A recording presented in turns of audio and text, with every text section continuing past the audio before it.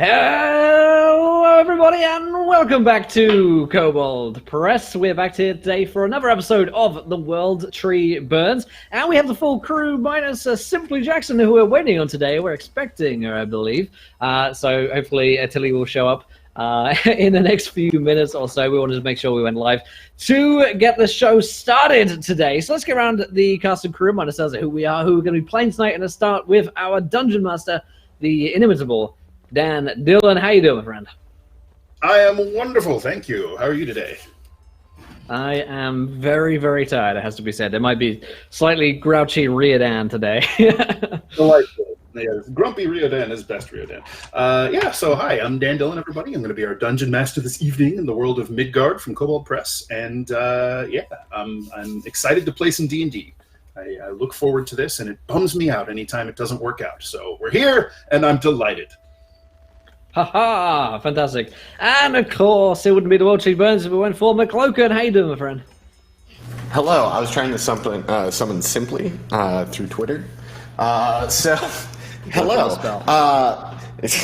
I'm super excited about today. I have an idea. There is a cat next to me.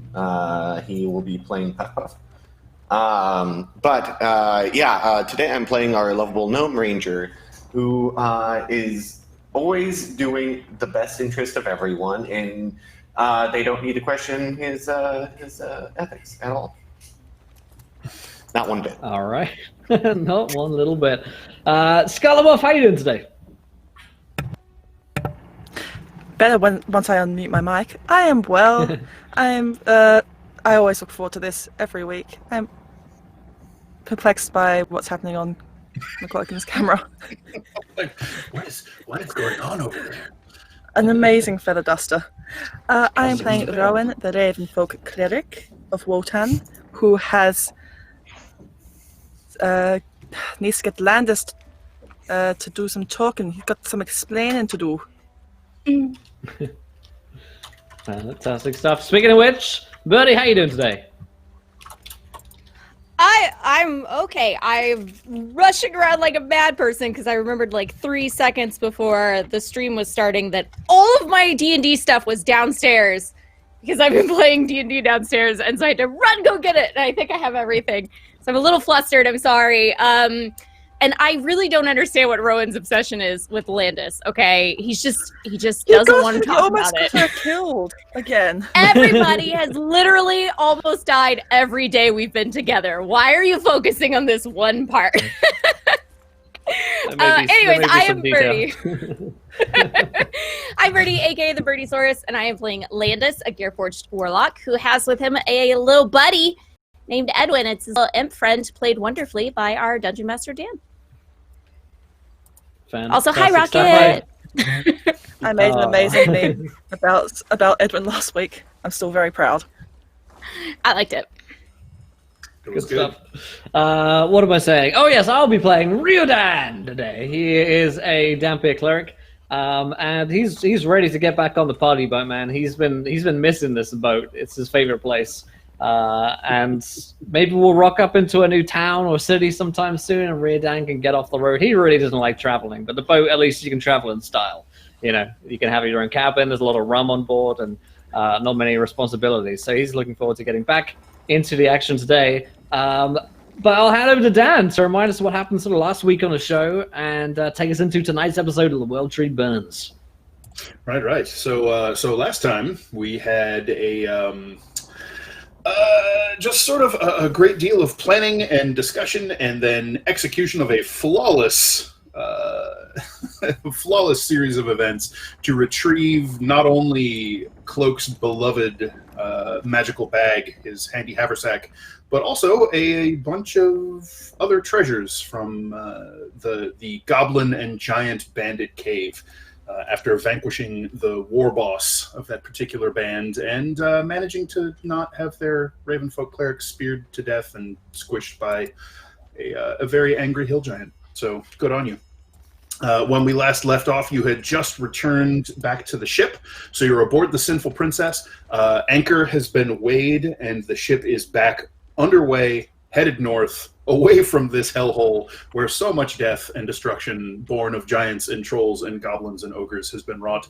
And you have forced the lock on one of the treasure chests that you recovered from the lair, in addition to a whole bunch of random gemstones and coin and treasures and all of that. You bust this chest open, and down inside of it, it is full of these heavy bars, smelted but not yet worked into any final form, of the very rare magical metal known as adamantine. It's a very dark, almost black metal with these star-like silvery white flecks running through it. And as a brief reminder, Cloak wears a chain shirt made of adamantine links, and recently, I believe Rowan has the magical adamantine-tipped spear that the Goblin Warlord was using. I believe you have claimed it after it was sunk into your guts. Yes. Very good. Very good. Whoever's got bonnets owns it now. Yeah. Whoever dies on the weapon gets to claim it. And so that is where we pick up. I don't know if you had any particular discussion or anything you all wanted to cover in the immediate aftermath, or grab yourselves a nice long rest. I need to find my bunk. I need to get a drink. I need to relax, quite frankly, from the dirt of being on the road again and fighting in that valiant battle we fought that I was always behind. And now we can enjoy the spoils of our victory, which I also endorsed. So anyone for a drink and a rest? Just me? All right, bye. But you didn't do anything.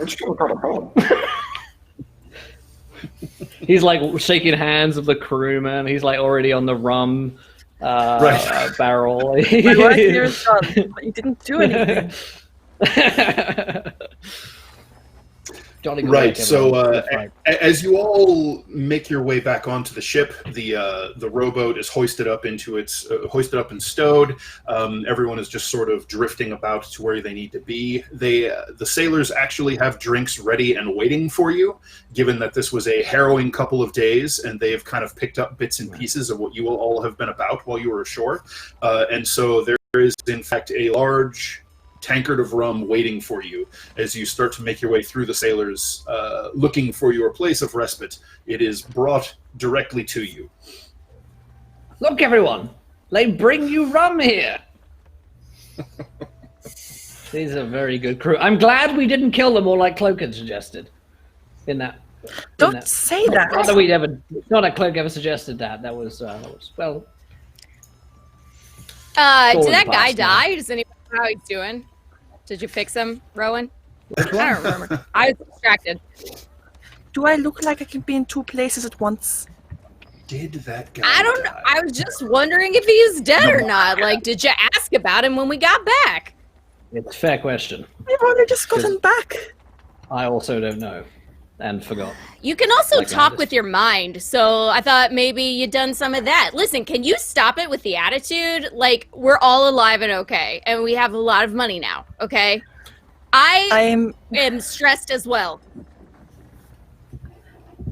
I'm flattered, but you greatly overestimate my abilities. Okay, does anyone on this boat know if that guy died? Let me ask Kaja. Right. So you can either catch one of the nearby sailors who were just filling Riodan's tanks with grog, because it is not just rum. It is rum with fruit chunks and citrus kind of fruit mash in it as well. So it is tastier and keeps your teeth from falling out. So that's nice. Is it tastier? If you're into that sort of thing. It's very good. Good. I think I might have. It is Not what I ordered. It is strong. Right. So some of the sailors will. Let's see. I mean, who's nearby? Any number of the sailors are nearby. Or you said, Rowan, you wanted to go find Kaja? Yes. Yeah, that's no problem. So you head down below decks, probably in the wake of Riodan, as he's expanding on his heroics to anyone who will listen, which is everybody in the immediate vicinity. You make your way down. That's when I drew up my master plan.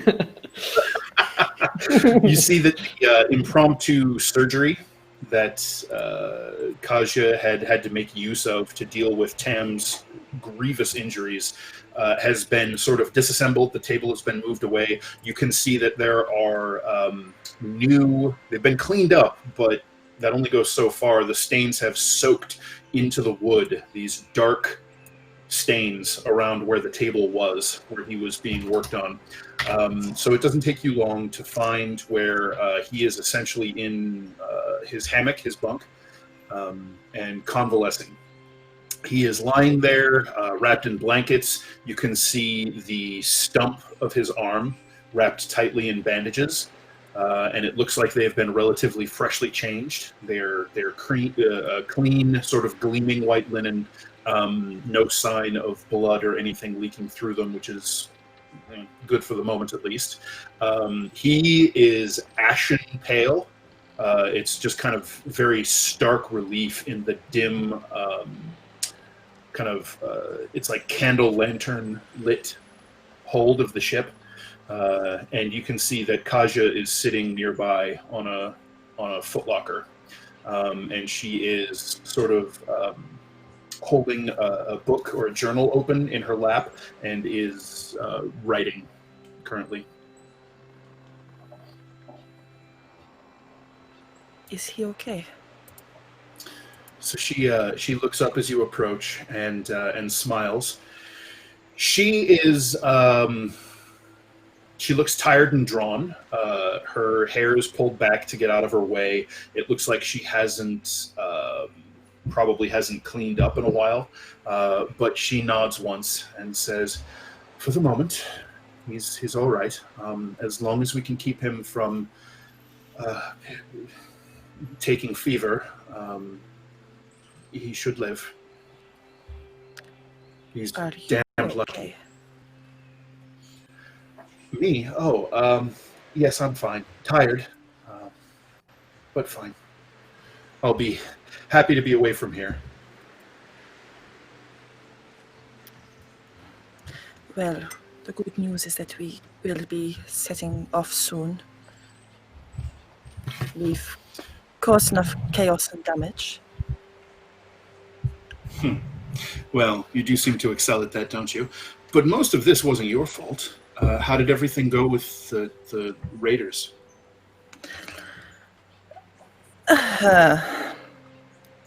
Well, there will be some discussions.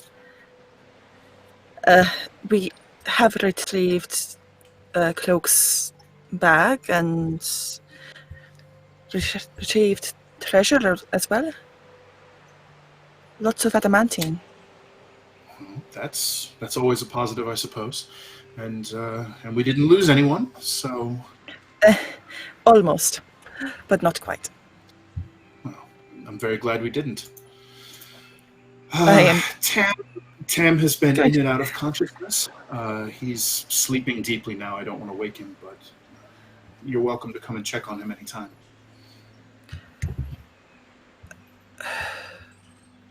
I would have asked if you wanted to swap for a bit for me to take watch, but I am in dear need of a rest. Oh, please, take care of yourself, of course. He's out of the woods for the moment, so we can all stand to take a little bit of a rest. And she sort of looks toward the area of the ship where she sleeps with this kind of wistful longing. You go. I will sleep here. And should anything happen, I will be here. You need rest. All right, just make sure you get the rest you need as well, all right? Right. She stands up, kind of softly snaps her book closed, and places her hand on your shoulder, gives it a little affectionate squeeze, and then wanders off toward her bunk.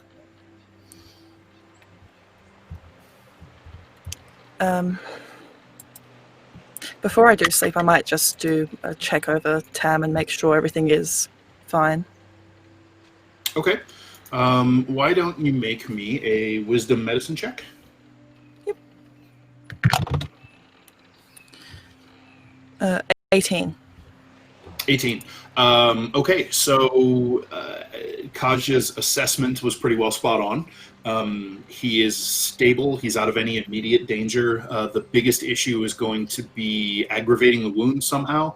Like if he tried to do anything strenuous, that would be terrible for him and would, well be life-threatening if any of those wounds reopen. And he's probably got terrible internal injuries from his broken ribs and everything else that was going on there. So he needs to stay as still as possible for as long as possible, probably a couple of weeks at least. And other than that, the main issue is going to be infection, so making sure to watch his wound and make sure it doesn't begin to fester. And watching for fever is going to be the biggest issues for him. Before I do rest, do I think that using a spell like Greater Restoration would do anything? Yeah, well, so Greater Restoration would probably give him a measure of his sort of strength and just sort of physical resolve back. In game terms, it would remove some exhaustion that he's suffering, which would make him more comfortable, make it less likely that he were to perish if he did take ill or for some other reason gained exhaustion. So that would definitely help. More of a precautionary sort of thing. As far as actually mending what's wrong with him, you'd really need even more powerful magic than that. I think she'll take out her holy symbol and sort of hold it over his body and call down the magic so that she can cast that, just because she does not want to even take the chance. Okay. You reach out through your divine connection to Wotan and call down a prayer of rejuvenation, restoration, and recovery over this poor ailing man. And he takes sort of a deep, almost like a cleansing, sighing breath in his sleep, and just kind of settles back into his bunk. Doesn't wake, but seems to breathe a little bit stronger in the wake of it. And then she'll curl up next to the beds to settle down to sleep. Okay. Yep, you can do that, no problem. Make yourself a little pallet or however you want. You can just plop on the decks, the planks of the deck, and fall asleep. Thankfully, it is not difficult for you to find your rest because you are exhausted given the past couple of days and the ordeals that you've dealt with. The rest of you, same thing. Anybody have anything particular you want to do, or are you content finding some rest? Riodan, you are regaling the crew who are off duty with the tales of your heroism. I big up the tale. It's like 10 times bigger than what actually happened. There were 100 ogres. And fantastic. Cloak the Shadow, they call him. He's like drunk and, telling the story. And Landis, the expert of robotics, deceived them all with a spell of witchcraft and wizardry and so on and so forth. And Tilly, arm wrestled 10 ogres to the ground and all this stuff. Perfect. So they seem to enjoy it quite a bit. Why don't you make me a charisma performance check? Sure thing. Or deception, your choice.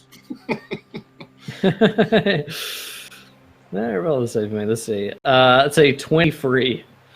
Damn. All right. So it's a hell of a yarn. And whether they fully buy into all the details or not, it seems that the sailors just love a good story. So they just kind of soak it up. And there are groups of them that'll kind of cycle in and out. So you're sort of telling the story over time to this sort of fluid group. One of the crew, however, is there and just sort of wrapped for the whole thing. And she is leaning forward and has her chin propped on one hand and is just kind of casually sipping grog out of her mug with the other, and is just enthralled with your tale. And she actually starts piping up for more details here and there. Like you'll make mention of something, and then she'll say, "Wait, go back. Tell me more about tell me more about that. And just kind of pick Brings out up all my plot holes. No. It doesn't even look like she's picking apart plot holes. Right. Even when you just have to pull something out of your ass to cover anything she's talking about, she just eats it up. She asks particularly about the exploits of each of your companions, as well as yourself. She asks for a lot of details on what everyone did, how their magic, did what it did, all of that stuff. I'll say, my good lady, are you perhaps a bard or a lore teller? You seem very interested in these details, which I have to say is a big plus in my book. So she blushes slightly. She's a human woman, probably in her, I don't know, maybe late to mid 30s. She is kind of naturally pale skin, although you can see that she's been living a life outdoors for a while, so she's got kind of that weather-beaten look to it. But she's one of those people that doesn't really tan, right? So no matter how much time she spends outside, she stays with that fair complexion. Her hair is kind of this dirty blonde and is just sort of pulled back and bound in a leather cord.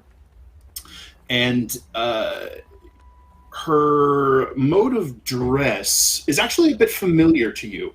Not perfectly so, but she's definitely from somewhere in the Blood Kingdom, judging by her just her style. And she says, well, it would flatter me if I was something of that nature. No. Perhaps I would like to be someday, but I just enjoy these tales so much. It is one of the reasons I became a sailor, to travel to different places, to meet and see different people. And you and your companions, you have done wonderful things. It just sounds so amazing. Well, might sound amazing, but in the moment of battle, it can be scary at times if you're not brave, like me and my companions. She has this kind of wide-eyed quality to her. It's not really so much. It doesn't speak of childlike innocence, but it just speaks of this wonderment that she has. And she nods emphatically, and she says, "Oh, I could only imagine. I am no adventurer, but I have been close to battle." And her expression darkens just a little bit. She says, "My family, we were from Krakowa, so when the Blood King and his forces and the Darakul from the underground came in, I have seen much that there is to be frightened of. So I think I have some understanding of what you and your friends must face. You are adventurers, are you not?" I suppose so, yes. Adventurers, troubadours, poets, lovers. I would dearly love to hear stories of other exploits that you have had. Well, I mean, how long do you have? Because me and my companions have done quite some adventures that I've led them on. I recall only recently that I defeated a vampire of some renown. That gets her attention. I mean, you already had her attention, but that kind of hooks her in even closer. And she says, "Wait, a vampire? Really?" I'm sorry, who did that?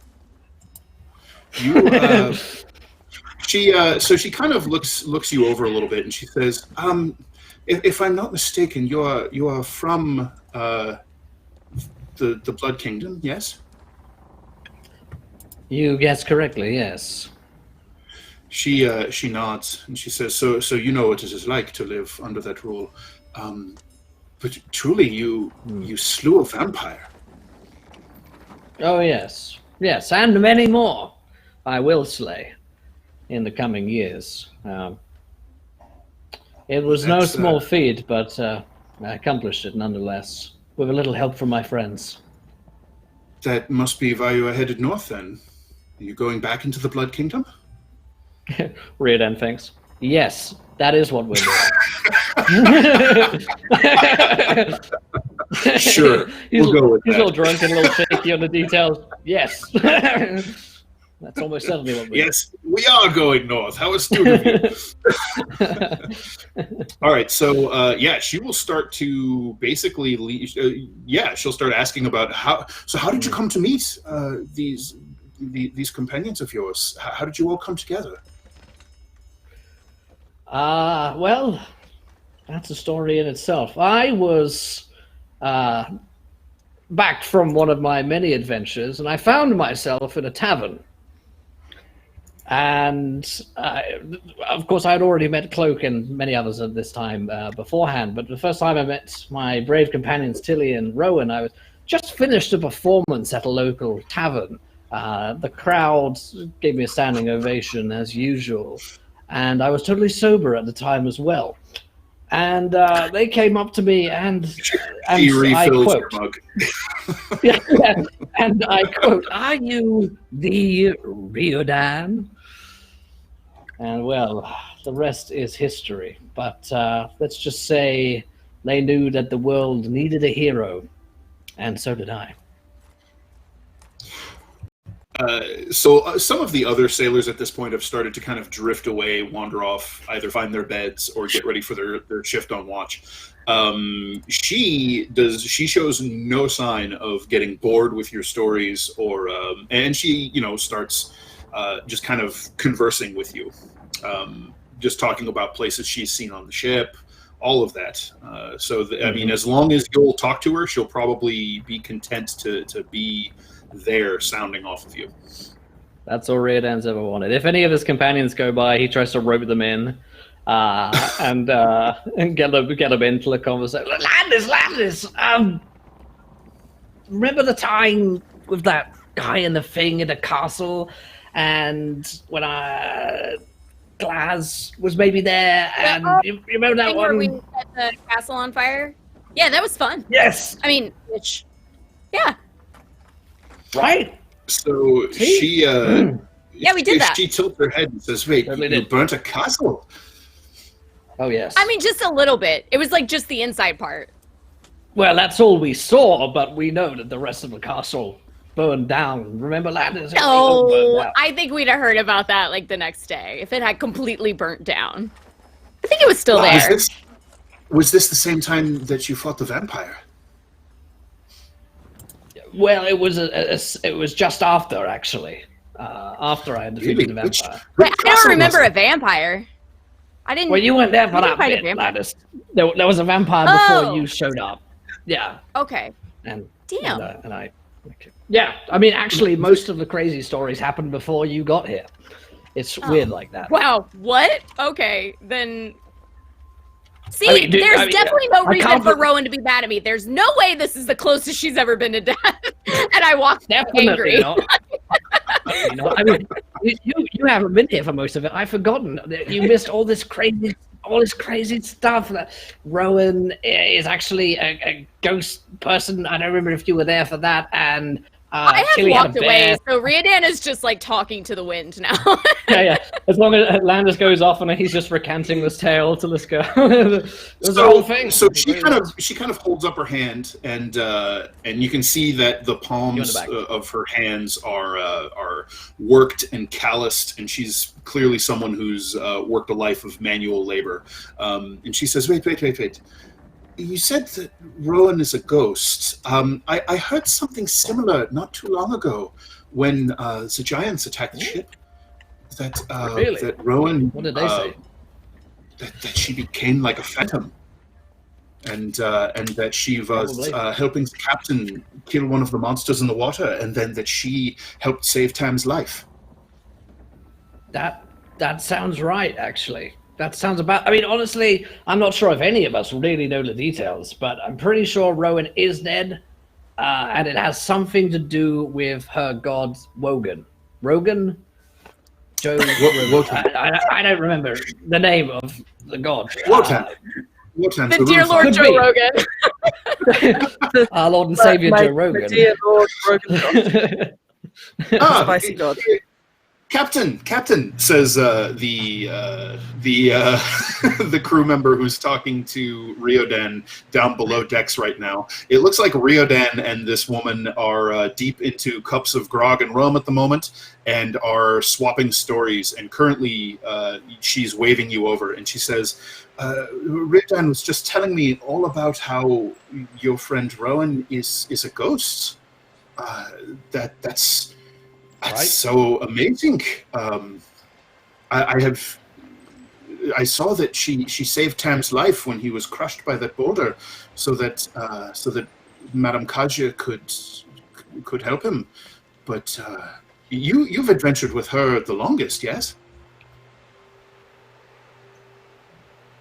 Me? Nope. To the captain, Oh. Tilly. Tilly. Talking to Tilly. Yeah. Sorry, I was You still have setting some- up. I'm so sorry. I've had that brain Oh. today. No problem. No problem. Could you recap the question while I try to Sure. shake out my dum-dums? No, you're good. Right, so this crew member, whose name you know is Aiden, she is talking to Riodan about stuff, and now she's asking about the fact that Rowan is apparently a ghost, and that you've traveled with her the longest. And, do you have any of the Remember? stories of the times that you've traveled together and adventures you've been on? There's this one time I literally saw her take the teeth out of her foe, when she was completely enraged. So don't mess with ghosts is all I'll say. Definitely not the lane you want to go down. She's great. She's a great company, but maybe on the friendly side, I will do my best not to make her my enemy. She sounds quite fearsome. But she's also So she, quite lovely. I mean, she's definitely invested in getting to know who everybody is, taking care of everybody. She's almost like a motherly type. Kind of like Motherly So or Aiden- family type, kind of like grandmotherly type. I guess you could say that, maybe. Aiden Yeah, leans I would. in and kind of beckons you closer, and she drops her voice a little bit, and she says, so since the giant attack and the rumors have started to spread about some of her stranger powers, and that she might be a ghost, some of the other crew are uneasy around her. Just some things that you might want to be aware of. Oh, I'm Sailors uneasy can around her. I think we all are. Sometimes sailors can be very superstitious. Just something to keep I mean, in I mind. have to say this as well. There has been many an occasion where Rowan has tried to get me to take drugs. And, I'm just saying. You clearly Right. didn't have a problem with that on your own for a while, but you're fine now, right? That's right. That's right. Exactly like Tilly said. Well done. Well done. Great. I know that there might be a little bit of superstition about, but she's not exactly the haunty ghost. If that is quite exactly what she is, I don't know. She's always just been a friend to me. Never seemed to cause me any bad luck. And then, but if they want to come talk to me as a captain, if they're completely uncomfortable, I don't mind hearing them out individually if they'd like. I just, I don't want them to think that this is an excuse to essentially slack off on any measures, and if they need reassurance, I'll be there to hear them out either way.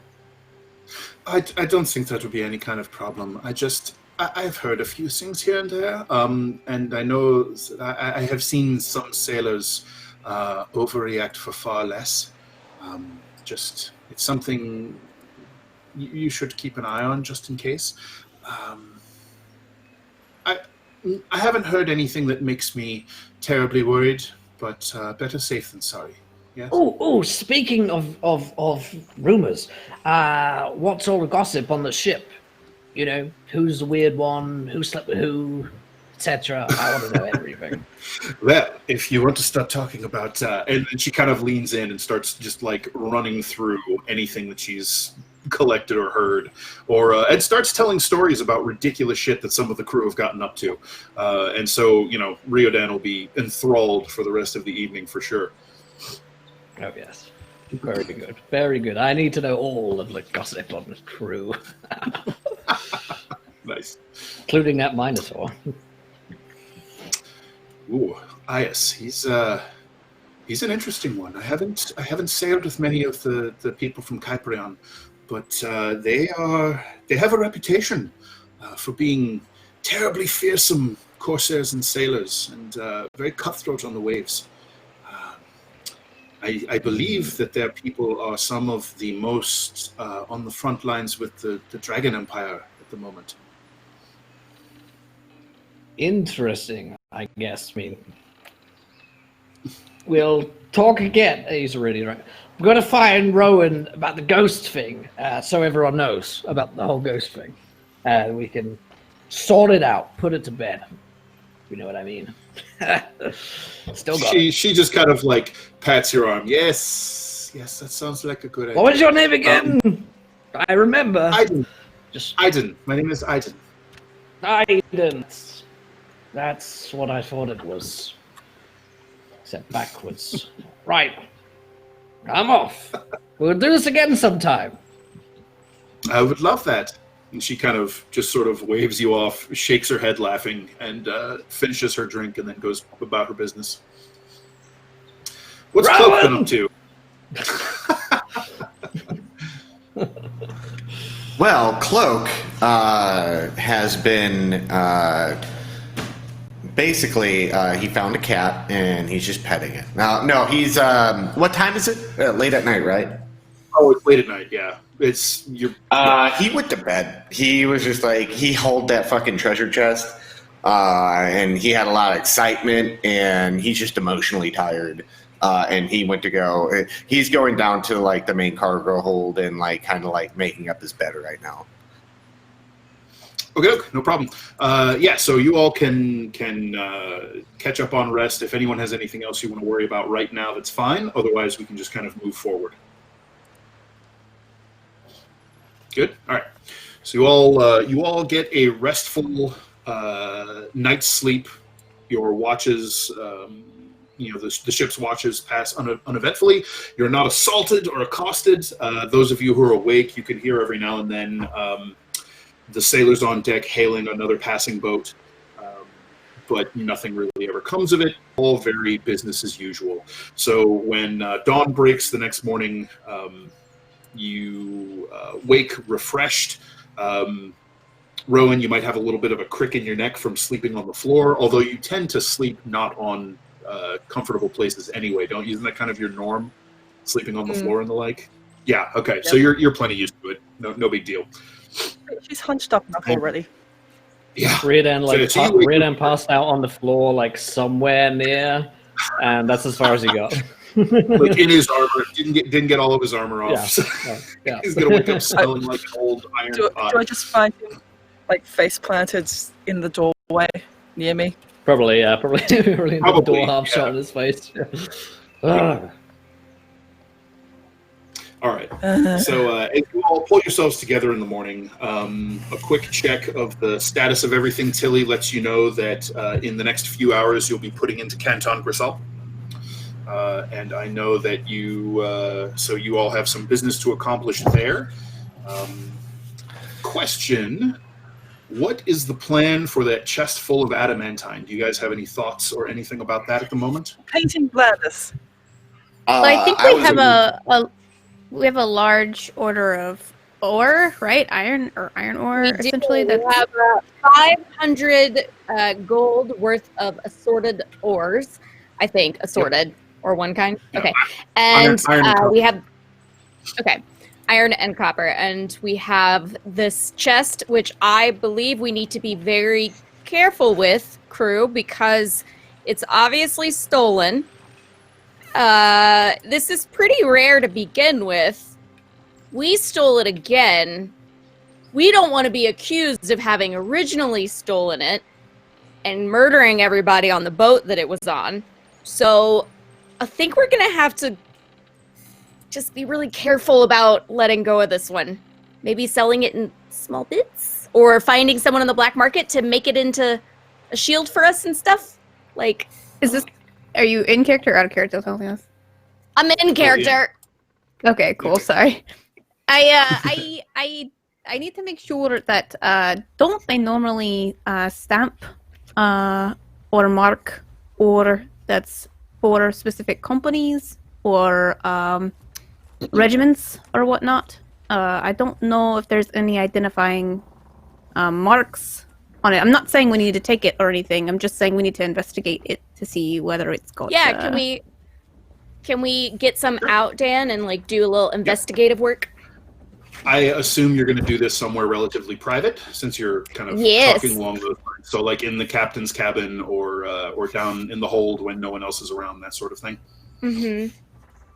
And where, just for my own edification, where are we storing this chest of adamantine? The captain's quarters. I would Yeah, I was imagine gonna say, so, I'm not since sure we had all what- that stuff in there already. Yeah, I was gonna say I'm not sure like where it ended up when we first got on the ship, but I know we definitely at some point would have had it moved to I would have had it moved to a more secure location, like captain's quarters. Yeah, we just kind of ended the Although- episode when you crowbarred the chest Yeah. open, and When holy shit, yeah. the captain's quarters though on a ship, is that a fairly private place? I mean, are there always people like coming to bother the captain? No, it's. Nope. I mean, Okay, it's good. a cabin. It can be closed and locked, that sort of thing. And it's not uncommon Okay. for the captain's cabin to be locked when the captain's Okay. not in there. They would So have that's to. fine. I just didn't know if it would like be safer in my cabin where no one will come. Either way. But if no one either way. bothers as long as no one bothers the captain on a regular basis, that's great. Yep, that's fine. So usually the captain is like out and about, or is in the place with the door open. So fine, no problem. You've had it locked up, so you make your way into Tilly's cabin, and the chest can no longer lock properly as you have ripped that bastard open with a crowbar and your massive 22 strength. 23. 23. So you crank it open, and looking down into it, you pull out one of the ingots. So the metal is comparable to steel in its sort of heft and weight, although maybe just a little bit lighter. It's interesting. You check it over, and there does not seem to be any sort of smelter's mark or foundry's mark on these, which is maybe a little strange for a material this precious to not be marked in some way. Does it look like crudely pressed, or? No, it looks like it was competently smelted and then cast into the ingots. But it also, there's not a whole lot of craftsmanship that goes into that. So these are basically the ore has been processed, and now these are ready to be shaped into other things. What we could do is take our shipment of other ore into town, get a good scope and feel of the crowd, or into the fort at least, and get a good scope and feel of the It's bound to be individuals smugglers there. as well, and fences if we need to. If it's hot, sure we could find people who would be willing to buy something down low if we're careful about it. I kind of want Can I to ask make. a Well, I kind of want to make some armor for Puff Puff. Dog armor. I thought Puff Puff had armor. Is it just not as good? It's just iron barding. Oh, okay. I mean, Horse armor, let's see. I personally. No, she as a has player, want to- studded leather. She has studded leather. She can't really wear anything heavier than that. Oh, I yeah, want true. to smelt this down and plate Landis. I cannot wear heavy armor, which is what I assume this would be. It's not it depends on necessarily what you're wearing doing. equipment. Oh, I Are we- mean, if you we just want to can like correct dip it, okay. adamant, that's fine Yeah. with me. No, I know we talked about possibly giving Rowan a shield, but I have a question, Dan. Yeah. I, as someone that works regularly with precious metals and things like that, would I be able to do any sort of check that would tell me, like, what the adamantine black market is like? Like, is this something that people sell in the black market, or is it just something that's Okay. expensive? Or What is your background? I remember what your background is. Never mind. That won't super help here. Let's make an intelligence And I'll say investigation, unless you have Okay. any other thoughts on a skill that would be more applicable. But I think that'll come probably. Yeah, unless you want me to persuade the adamantine into telling me what it is. No, To I'll do. revealing its secrets. Yeah. Yeah. I will do an investigation. That's what you said, right? Yes. Okay. Oh, no, that's 11. 11. So you actually dealt with mostly legal channels for acquiring your materials and selling your goods. You were not a criminal or black market merchant, right? So your stuff was all above board. So what you don't know a huge amount about this because there really isn't much call for this in jewelry making. This is definitely more of a hard, tough, strong metal used for making things like weapons, armor, maybe some tools, that sort of stuff. So you know that it's definitely very valuable. And it's rare enough that anyone who has it or moves it, that sort of thing would usually be known, like who you could go to get it. Okay. Then I will say two things. I'll turn around to... Wait, who's in the room with me? You and Tilly, and whoever else would like to be. Cloak. Yeah. Cloak. I mean, everybody can. I think Rita did say something earlier. I assumed we were all there. Oh, yeah, no, everybody's there. That's fine. So everybody's in there. Okay. Rowan's dragged Riordan in. Yeah, I'll turn and I'm going to say to everyone, listen, I work in metals, but I don't work in this kind of metal. They don't use it in jewelry very often. It's not a request I get. I do know that it is perfect for weapons and armor, but I don't know anything about that stuff. And I'm wondering, Rowan, maybe you could contact Paula and see if she can tell us anything about the market for adamantine. And aside from that, I know that it's really hard. It's very expensive and it's hard to move it. So I know this seems like a super random attack, but also this attack especially seemed like a really random attack. But I'm wondering if this group knew for some reason that adamantine was rolling its way down the river at some point. If someone's tracking it, I don't know.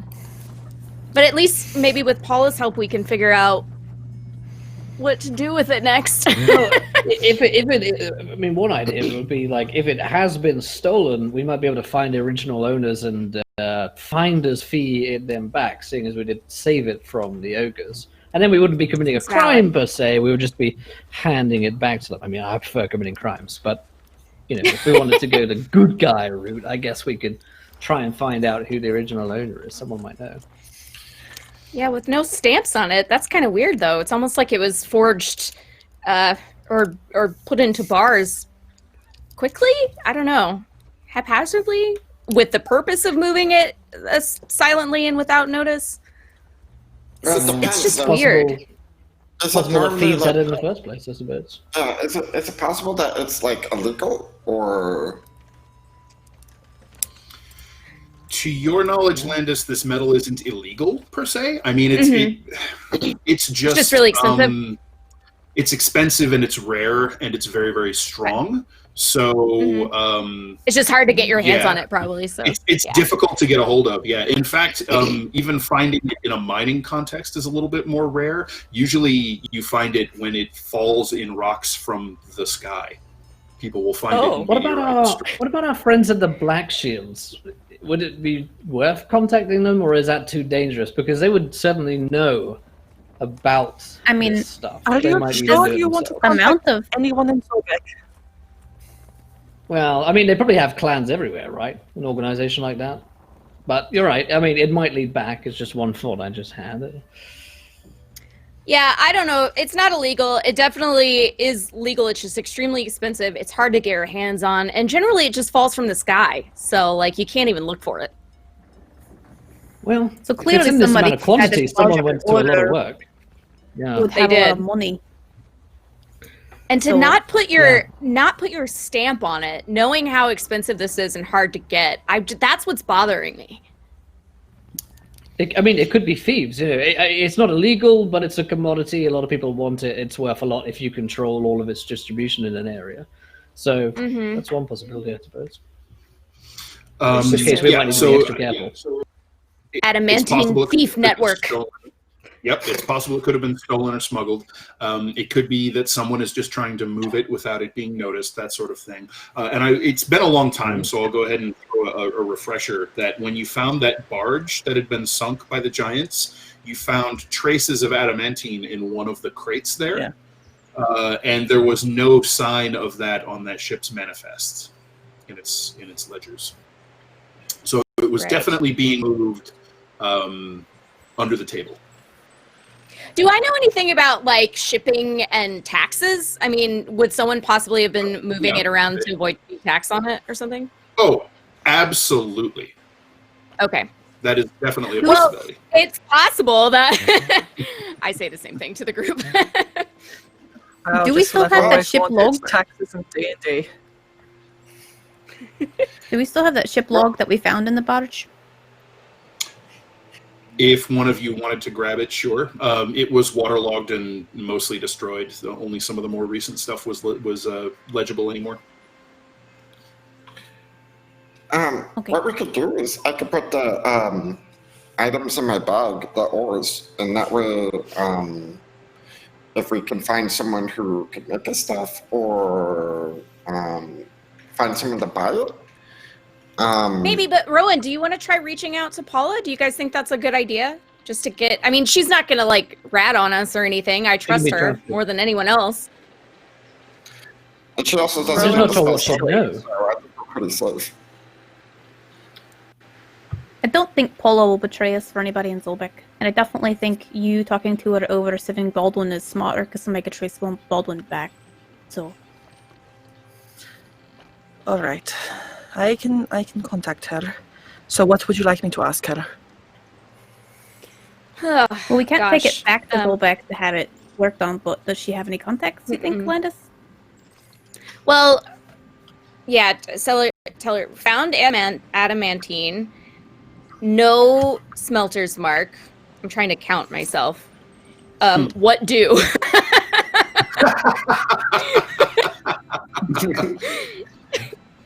Okay. And then whatever other words you guys want to add. Rowan will start sending a message of What is those things? Hi Paula. Found adamantine, no smelter's mark. What do you think? Also, have there been any updates from Zobek about us? Man, we only call her when we want something. I feel bad about this. Out of character. Riordan feels great about it in character. Few words, but also, how are you? Yeah, right. Yeah. P.S. How are you? Okay, so you asked about what to do with anonymous adamantine. What's the deal with you guys being wanted? And how is she? All right. XOXO. How's it going? How's your love life? Too soon. We don't ask that. No, just so we can get some intel for Tilly. Are you miserable? Have you met any lady blacksmiths around these parts?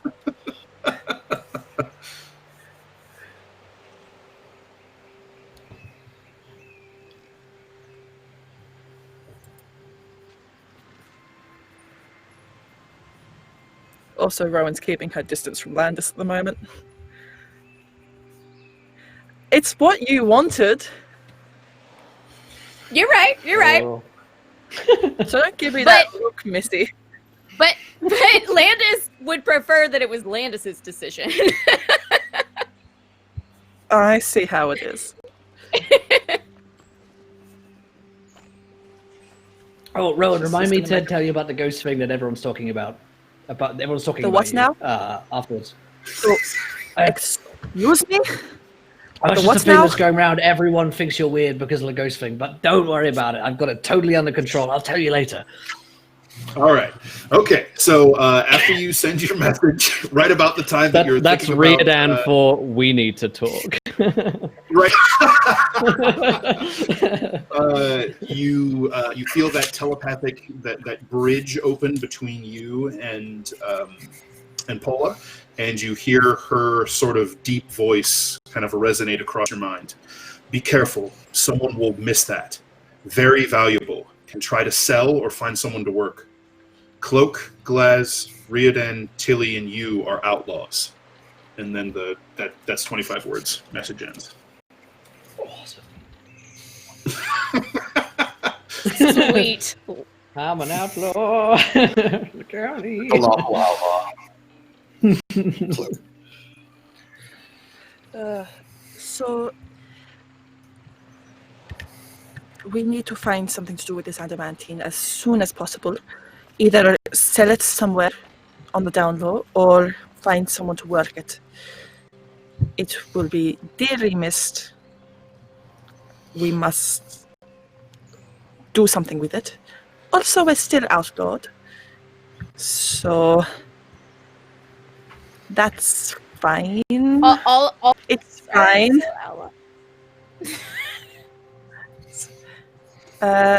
Glaz, Riordan, Cloak, Tilly, and I. There was no mention of Lance, right? Oh, interesting. There was no mention of Landis.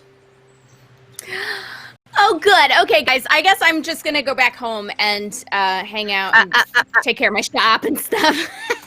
Sounds good. I'm just kidding. I'm I own a boat now. I'm sorry. Oh, I'm sorry, who's I was that? kidding too. Totally. I knew that. Just kidding. They want Landis more than anyone. No. I'm just joshing you all. I own a boat now. I got to stay here and work. And Grey Mark's taking care of my shop. I don't trust him as far as I could throw him, but I also don't think he would just I don't know, burn my shop down for the hell of it. Some So of those things might Burn be it true. down. That's his job. That's valuable. exactly. Yeah. He thinks Pretty it's sure his Aaron now, does so he's now. not going to destroy it. He And thinks the it's his. scene just goes over to Grey Mark, and he's sitting in front of Landis' shop, living like, He's a little match in his hand. He's that picture of the girl in front of the burning house. Yeah, totally. Buy me another business to burn.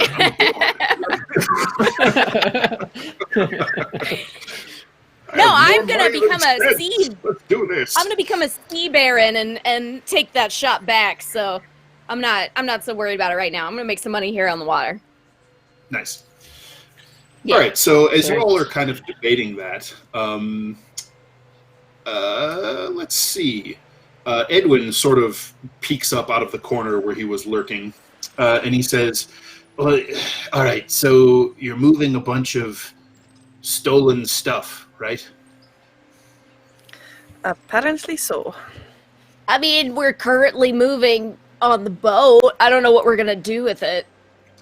He kind of sighs a little bit and says, you're trying to figure out what to do with some stolen goods. So somebody was already trying to move them north, right? So chances are You've got to sell someone's got a lot of money Well, buy tied it. up in this, and they're going to want it. So I kind of like Riordan's idea of finding out who that is and giving them their stuff back. That smells like you're owed a cut. And then they Especially take all if the risk. that cut is 10 times more than So what it how was we- worth in the first place. How we figure that out when we don't know nothing? We don't have a mark. We We ask don't around. know where. We don't know which boat it came from. We can guess that it was the boat that we found, right? Well, here's the thing. But I mean, it where were they probably going? was. There were a lot of ships that those ogres had attacked, right? Someone, Yeah. if there's this much adamantium gone missing, like Paula said, someone knows something about it. And there might be some rumors put out. Might even be a bounty for its return, for all we know. It's true. Worth asking Did around. the ship manifest say, or were we able to see on there where it was going? Where it was destination so wise? you were able to get a partial manifest of its current load. It was headed north to Canton Grisel was its first stop. Oh, guys, I just remembered that when we looked at that manifest, it said that it was also headed to Grisel. crystal. Makes sense. It's a good word. The log. But At this point, like, if you guys are paying attention, Cloak is putting one oar at a time in its handy haversack. God.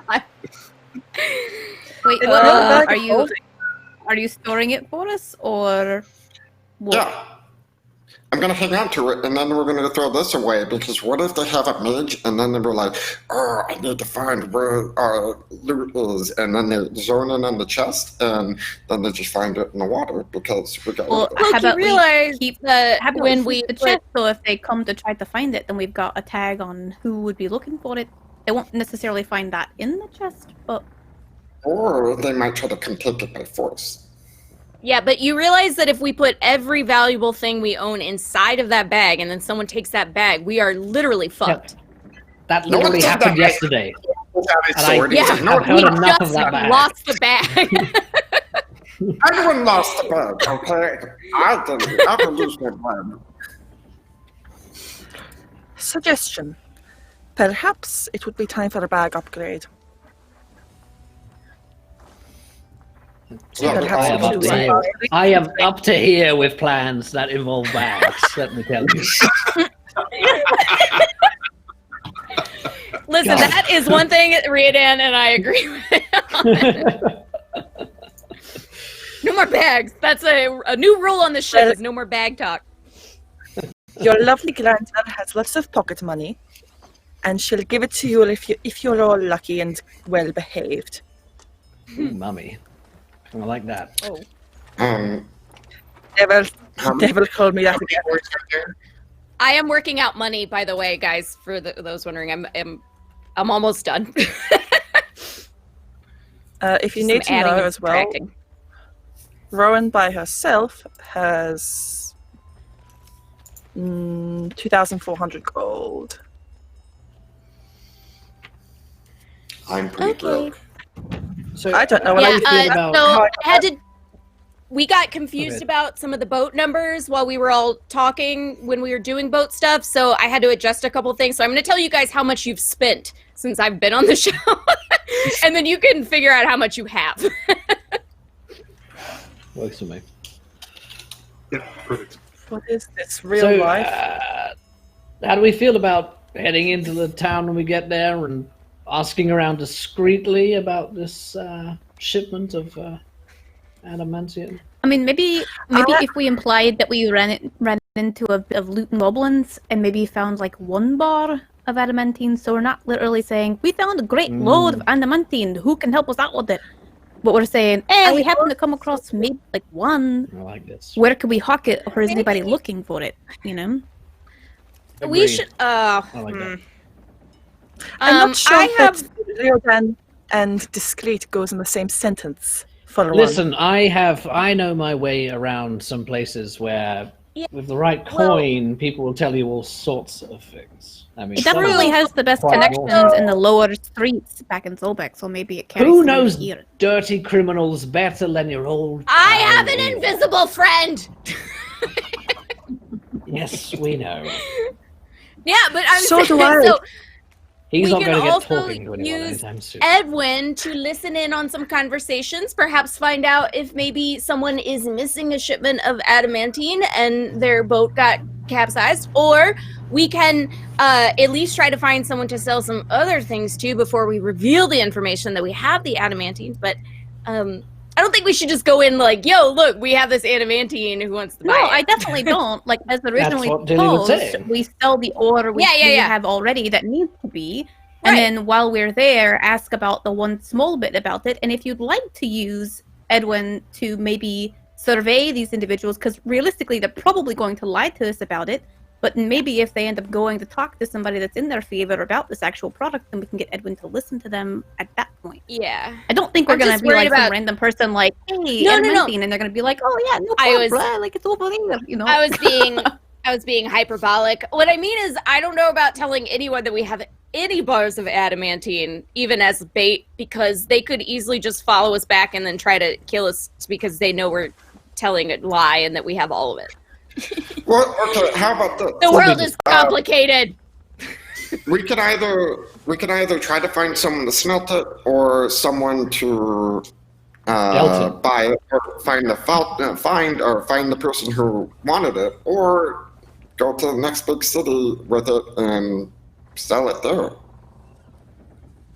I've been on a boat for Nah, a while. I don't want this. Either way, I don't want this I'm on our gonna head boat. into the town.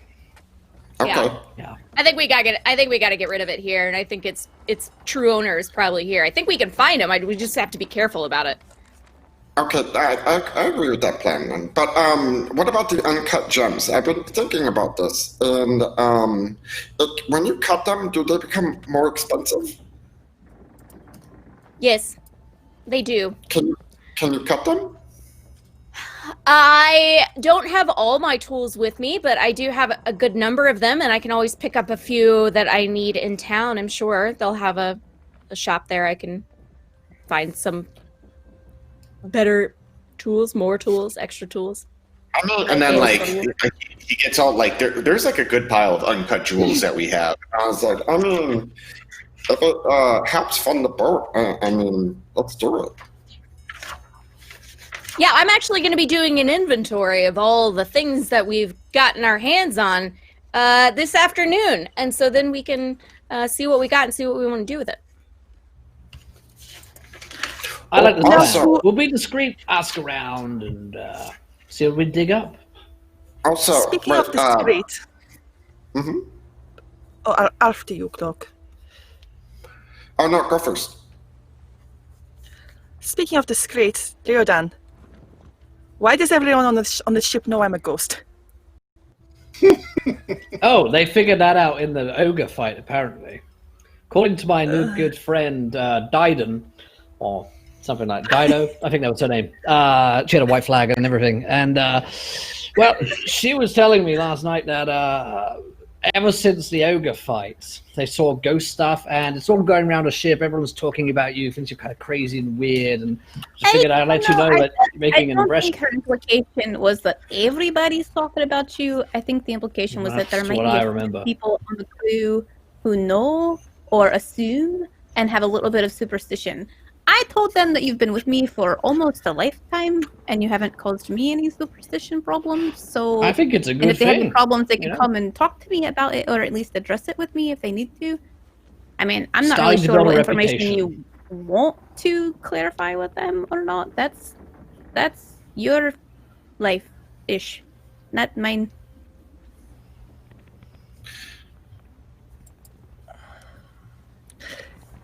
Sailors are a superstitious lot, though. Aye, but they also Well, believe that the souls of sailors live in seagulls. I don't know what to tell you. I mean, I think they're going to throw you overboard anytime soon, and it's just, you know. if they Something do, they've to got be all aware of. 23 strength of Tilly to deal with, so no, they're not going to throw you off board for not liking you, thinking rumors are true or whatnot. About that, so I kind of learned the dual thing. Tilly, it might help us in fights a lot. But I need to cast it on you, and I want you to try it out to see how it works. You need to what on my what? Let's go out to the deck. I mean, is it the right time? I don't necessarily feel like we've... Oh, he left, all right. Wait. So have we resolved what we're going to do tomorrow, Landis, before I go and potentially... I saw what he did with the Pretty crew and the lodge. I want to make sure we're in a safe Yeah, place.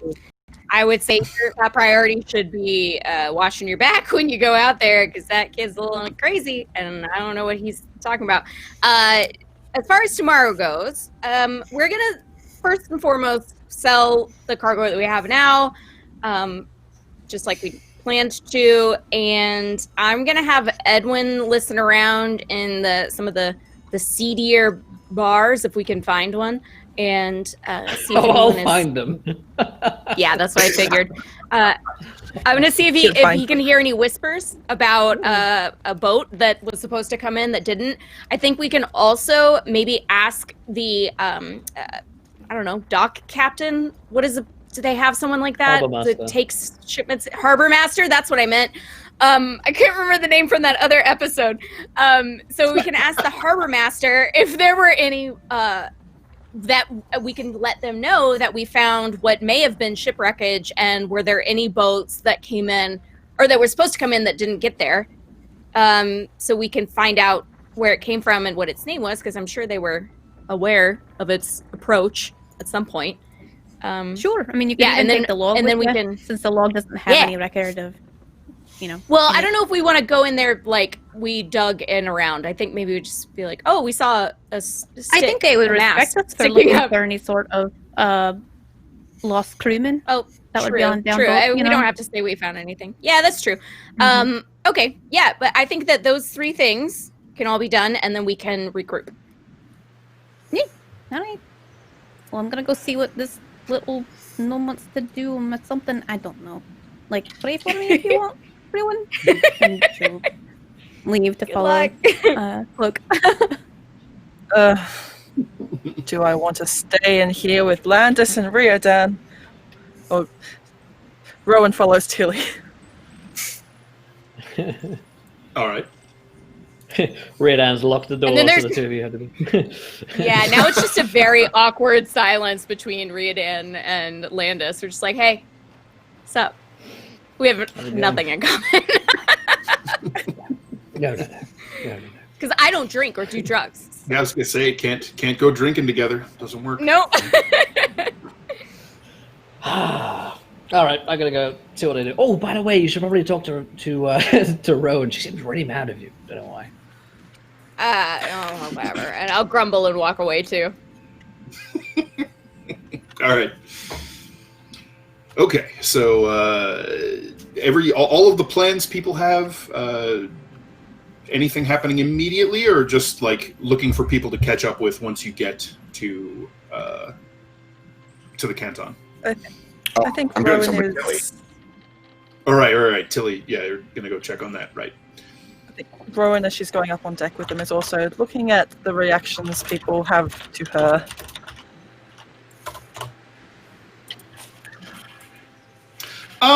Okay. super Go ahead and paranoid.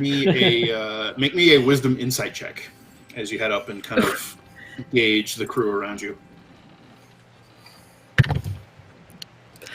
Natural 20, so 28. Ooh, nice. 28, did you say? Yep, that was so Okay, close to being a 2. 28. For the most part, the crew are just, going about their business. They're kind of engrossed in whatever their actual, active jobs are on the ship. You see a few of them. There's kind of a gang of them that are currently scraping down the deck to make sure that any of the water spray that gets up on it doesn't start growing, algae or it doesn't cause mold or anything like that. So they're scrubbing all of the decks clear. You can see that several of them are kind of watching you as you pass. And when you look over toward them, they snap their eyes back down to their work. So there's definitely people who are kind of ill at ease and watching you. And occasionally you catch them muttering kind of to each other or to themselves, sort of in your wake as you pass. Of course. Tilly? Aye. But yeah, yes. Is there anything you can say to your crew to make them feel more at ease with spirits? I mean, I don't know.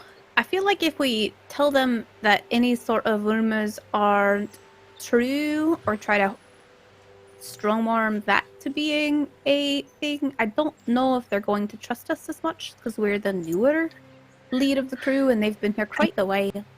But I do think if we could literally keep our heads above water for a little while, have some sunnier trips on the boat, maybe send them out on things where we're not causing a ruckus with them, they'll see that their superstition maybe isn't, or their superstitious quarrel with this isn't necessarily justified. And then they'll probably end up doubting it themselves. I think they're just looking for something bad to happen at the moment. I don't think anybody's necessarily going to attack you or anything like that. I mean, clearly they're just more scared than anything, I feel like.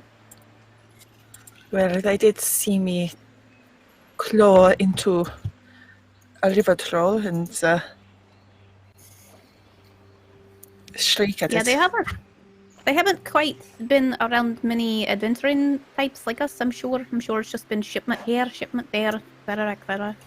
So I think that we just need to make sure that we aren't causing any problems for them. I'm sure, I mean, honestly, not all sailor types are necessarily the most clean of people anyways. They all have their own backgrounds and things that they've brought that they necessarily don't want shared or spread, so I imagine we could just keep an eye on it, I guess. I told Aiden to let me know that if anybody had any problems, or if anybody was questioning their work, or if anybody felt like the ship was unsafe with any individuals present, they could come talk to me. And that's what they need to do, is report to their superiors as sailors. Okay. What about this? What if you just start spreading a rumor that any priest of Wotan or cleric of Wotan or anyone who worships Wotan in any capacity is good luck for good forage? It probably also doesn't help that she's a Ravenfolk, which means they're the eyes and spies of the Runefather, and they can sometimes bring ill fortune. Usually if you harm them, so that's actually probably a point in her favor. They don't really want to screw with her because they know that messing with the Ravenfolk tends to bring terrible, dire attention down upon you. I'll start telling them I'm an albatross. Then I'll be really safe. It's sort of along those lines, yeah. I mean, maybe you could find some crew that are not quite as frightened by you and warm up to them. Maybe, I would say not actually roll bones and show them negative pretense, but give them a few good readings. Let them have a little bit of a good insight with the gods, and then maybe they'll see that having you on their side's a good favor. Tilly, that is something which is not easy to do, and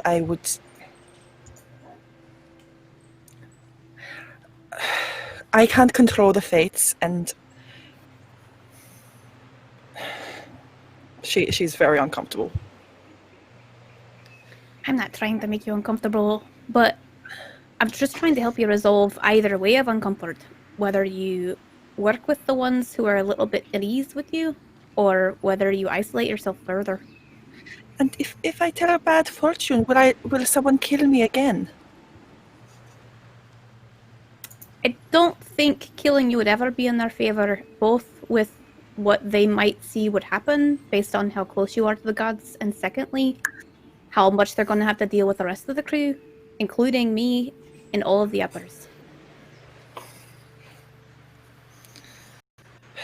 I suppose I can try. I wouldn't say reading fortunes to anybody who's necessarily like on edge, but maybe somebody who's like not nearly as superstitious. I doubt all of them are like full out superstitious, you know.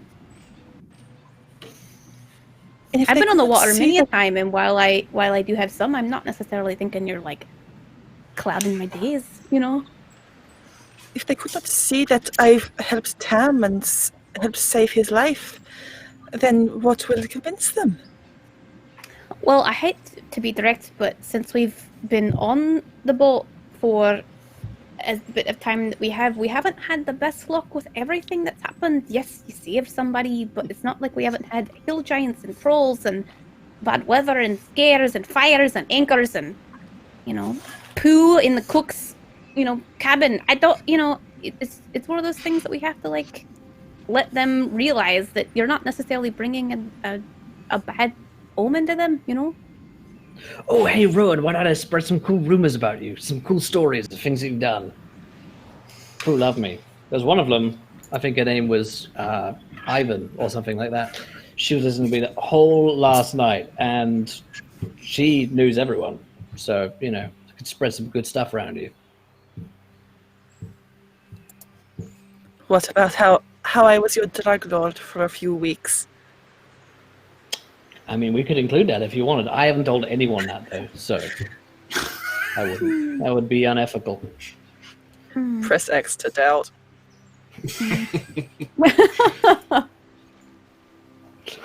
Prove it. But hey, just an option, you know. Okay, well, anyways, why we originally came out here,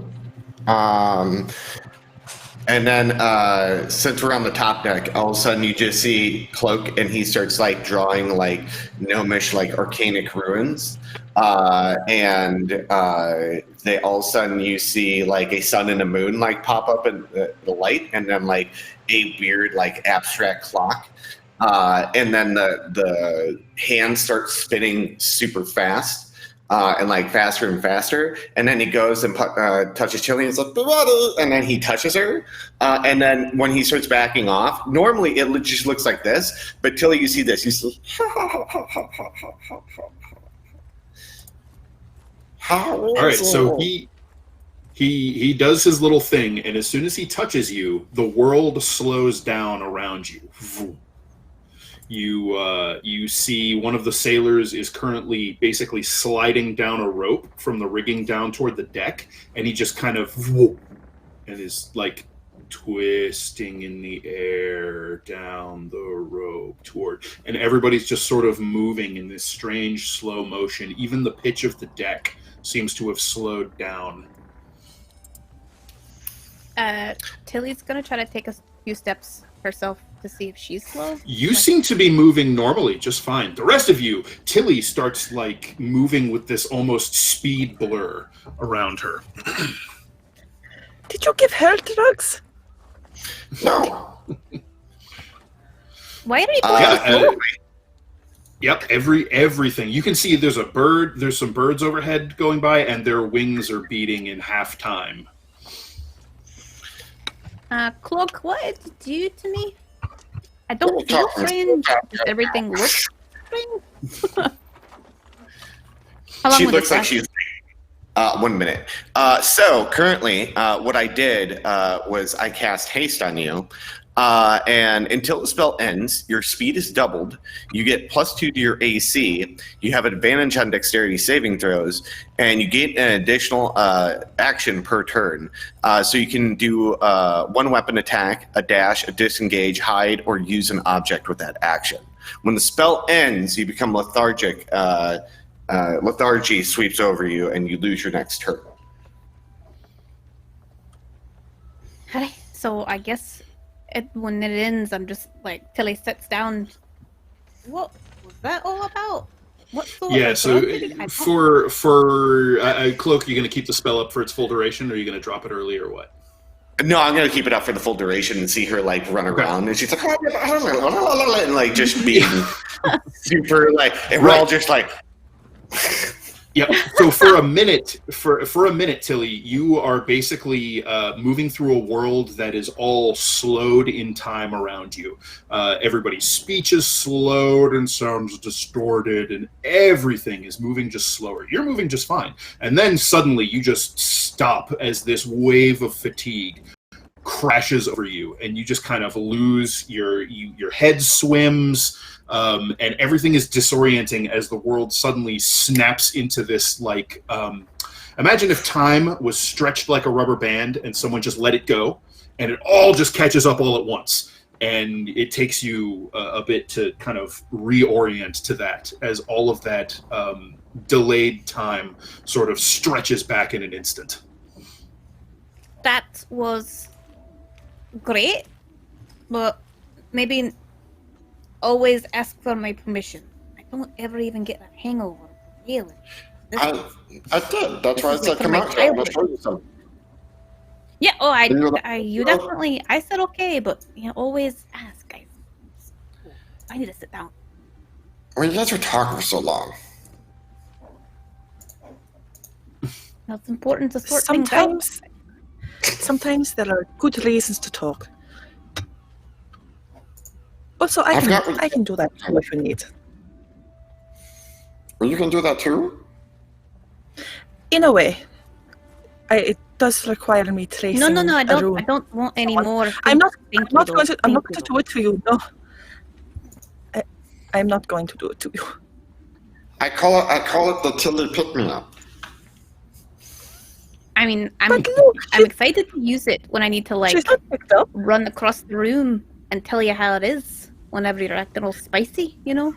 But we'll see. I mean, like, if there's like a big, like, giant, it's like, and you're like all fast up and around, and then like you can attack more, and then like beat up things. Clearly, but always to use it to keep an eye on, Riordan as well, since he's so shifty, sometimes just in and out. That's Look why what we you have did. You broke a perfectly good tilly. Did someone say in and out?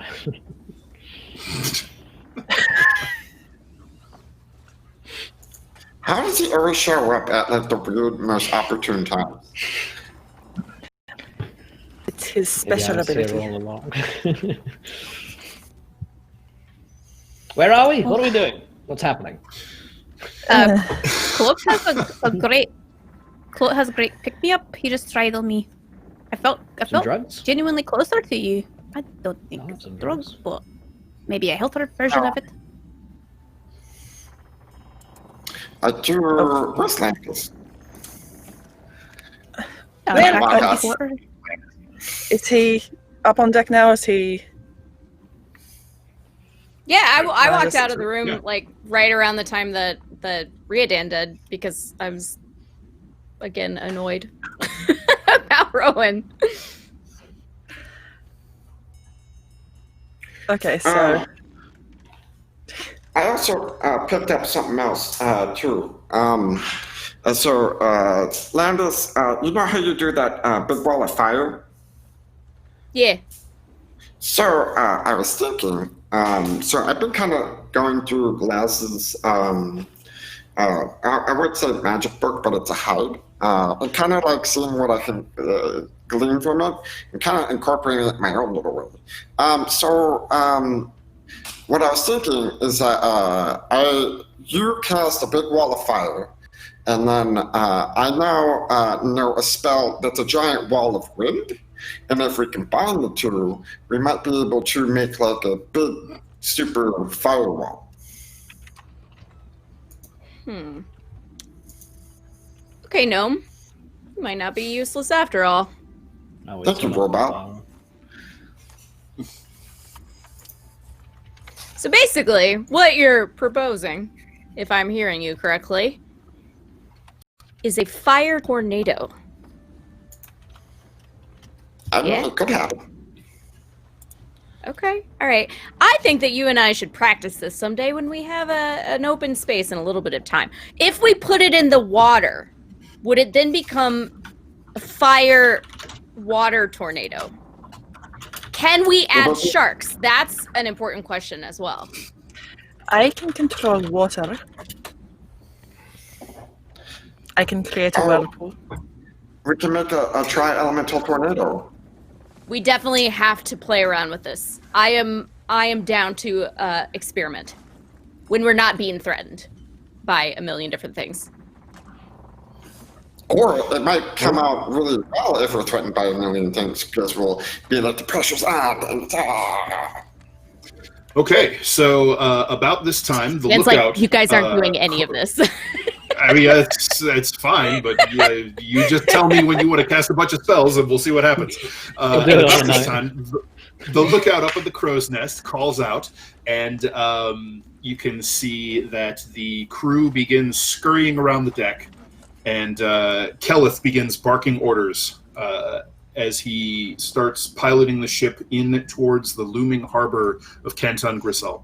You can see that there are great stone piers to the river, and you can see several of those have sort of extended wooden construction built off of them, with these wooden docks scattering out that creates many berths for barges, ships, and boats to come and tie in deep water at the harbor. You can see that the water traffic has increased quite significantly over the course of your discussions and explorations on the deck, and you can see that the ship is being pulled into a deep water berth, and the sailors are all sort of scurrying and making the rigging ready and furling sails and getting ready to dock the ship.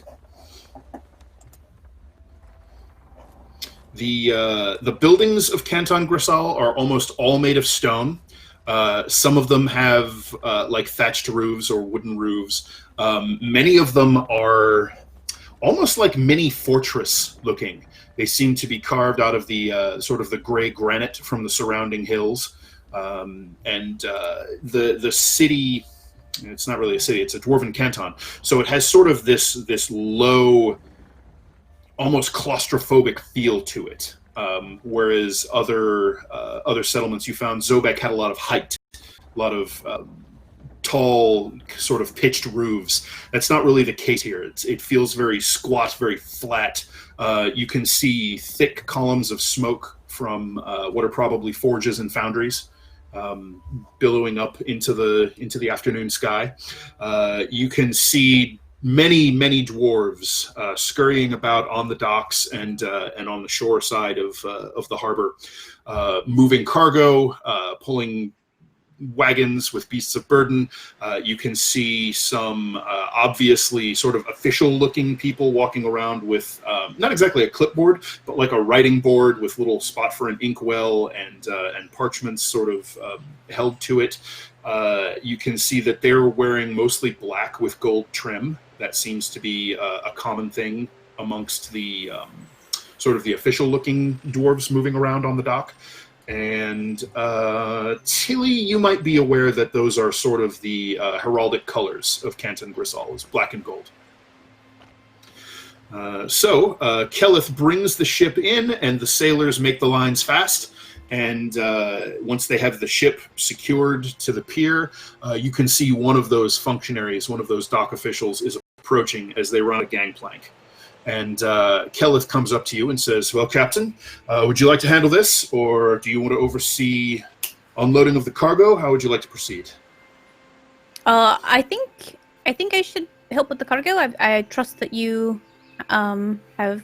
I trust that you've docked here. I worked with the Canton Grisal before with shipments, Certainly. so you'll know who to speak to or how to tell them. But I definitely think I should be helping unload or making sure what of our shipments are going here with Landis, right? Very well. Do you want me to arrange for longer berth at the dock here, or are we fine to unload and then move off to a farther mooring until you're ready to conclude business? Basically, do you have the plans to pick up any more cargo immediately, or do we need to give you some time?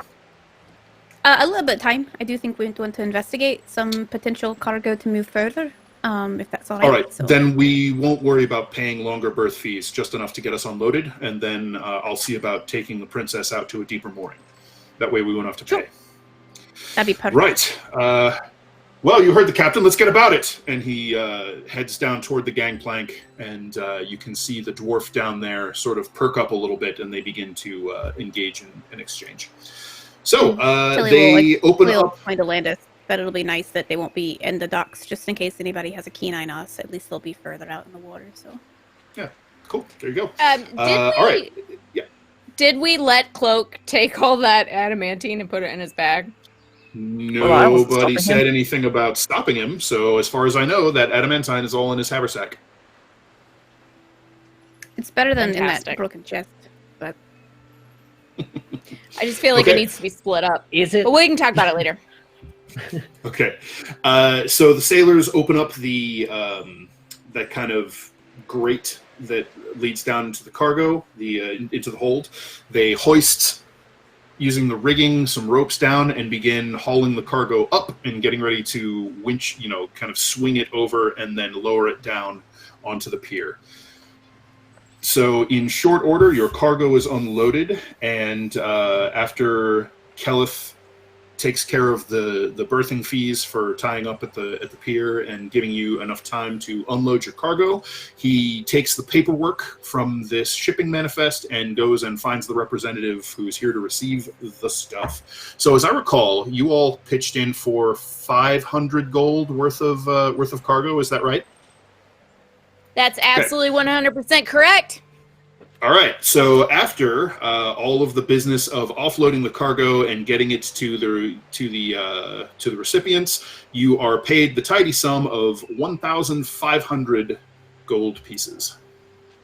Sweet. And that's after birthing fees, right? Yeah, we'll call it after. Okay.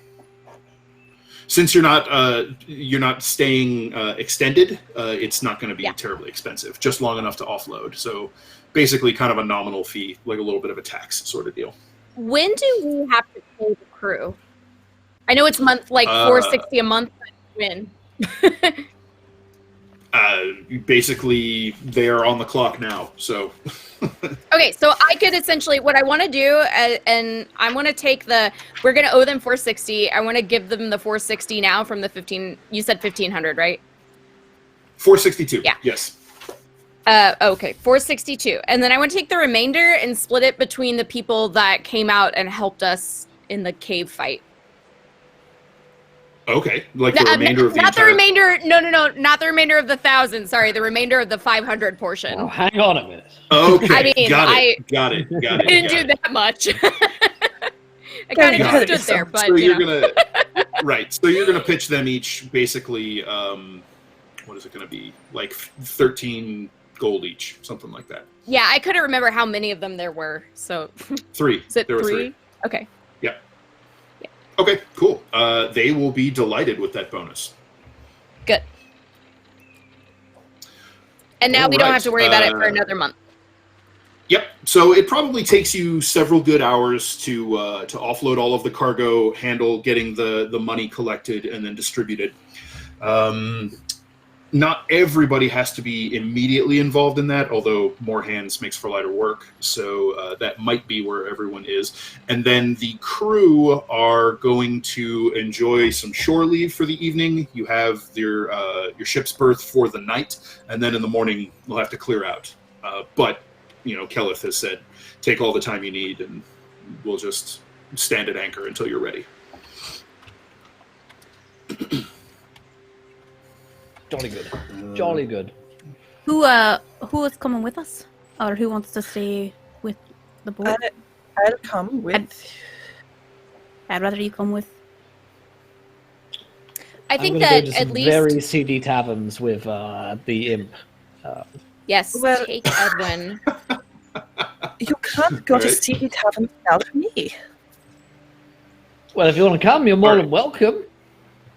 I will be back in just a moment. Go ahead and figure I out mean, who's going where, and I'll be right back. These places are going to be more seeds than tavern, I should warn you. You'll fit right in. Yes, that will be perfect. And Edwin will stay invisible, and he can warn me if anything is going on. But primarily, I'm going to ask him to find out if anyone is talking about a missing ship, a missing shipment, illegal goods that may be interesting to us, and so on and so forth. I think. Also, Okay. if you need him to I- be a different creature, just let me know, and I'll ask him to change. I'll ask Cloak. Cloak, do you want to come with me to the forge and maybe and look into what they've been working on, or if they were expecting anything, or if they can forge us any or what is on their menu? And then I'm not very good at, but maybe seeing if they're like anything on the secret options for forging. I'm not really familiar. So. Well, I'm good at reading people, so maybe I can do, we can ask them some questions, like, be broad about it and see if anything kind of spikes up from there. But yeah, I'm for that. Sure. It just seemed like a rather large, shipment. Maybe it was going to be handled here by somebody. So we could ask them. And I will Yeah. go to the Harbormaster to ask about ships missing. Alone? By yourself? Are you certain? Yes, I am. I have a few new tricks up my sleeve, too. Okay. That does not fill me with confidence, but fear, but... I have total faith in you as always, Landis. Right, gotta go get drunk with the imp, and you coming round with me, or are you going to Tilly? I've forgotten. I should probably go with you. If you don't have anyone with you, then you're bound to cause trouble, and I want to see that trouble. Whatever you need to tell yourself, my dear. Let's go. All right, so Landis is going to talk to the Harbormaster. Is that correct? Yeah, we've got Okay. Rowan, Riordan, and Edwin going to CD bars to get intel and get drunk. We've got Tilly and Cloak going to the Forge to try to hear about stuff there, and then I'm going to the Harbormaster. Yep. All right. Okay, so you head into the Harbormaster's office. It is bustling and busy, although... What? I can't do it. I gotta take... I was just gonna leave. Okay. Do someone All else. right. Right out. All right, so the rest of you going to find a seedy tavern, no problem. It seems like there is no shortage of them. So what is your goal heading into these seedy taverns? One, get drunk, certainly. That can be arranged. My number one goal is make sure Riordan doesn't get himself killed. Yeah, okay. I've never died in a bar yet. Yet. My goal is to get a little bit of work done. Despite what everyone might think. My plan is to go around, ask a couple of questions where it seems appropriate. He's not asking specifically about adamantine shipments just yet.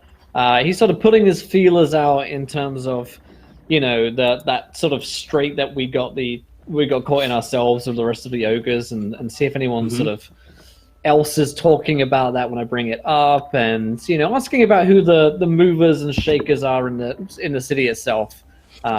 Particularly asking about sort of the black market, perhaps. Okay. Why don't you make me a charisma persuasion, or you could even do charisma investigation. Okay. Your choice. I got a 22. Oh, damn. All right. Okay, so this is probably over the course of a few hours, buying some people rounds, buying people drinks, sailors, and getting them good and socially lubricated with all of the fine dwarven beer flowing through this establishment. When you're closer to the waterfront, there's also a lot of harder liquor because you get a lot of sailors going on down here, so you have a lot of whiskeys and rums flowing. If you're looking for drunk dwarves and the various pastiche of other races that come through on the river traffic, you've come to the right place. So those of you hanging out with Riordan primarily have just a wonderful time. Rowan, you're probably a little stressed out because things are getting boisterous pretty quickly. You probably spend, I'd say, I don't know, somewhere in the neighborhood of over all of the, greasing some palms, buying food and drink for folks, probably somewhere in the neighborhood of 10 or 15 gold. Nothing terrible, but showing these people a real good evening. Good time, yeah. I think Rowan her other goal is to keep an ear out for any interesting rumors or stories or information, and she might start, once people have had more libations, might start asking some questions. Okay. Anything in particular, or just kind of ear to the ground sort of stuff? Probably asking about any really unusual occurrences, more of the supernatural variety. Okay. All right. Well, let's start with Riordan's boisterous carouses. So, over the course of kind of swapping stories, talking about the ogreish and giant bandits that were assaulting your ship, the fact that you found that hulled barge and all of that stuff, you get the sense that yes, that particular band has been plaguing a pretty decent stretch of the River Argent for a while now. Generally, smaller boats, maybe a barge occasionally would go missing, or kind of just kind of never make it to a destination. Recently, there was a ship that was attacked and damaged but managed to escape, so they at least got word that it was in fact giant kin that were attacking the shipping lanes. And so when you start spreading stories about how you killed these things, and then people start buying you drinks.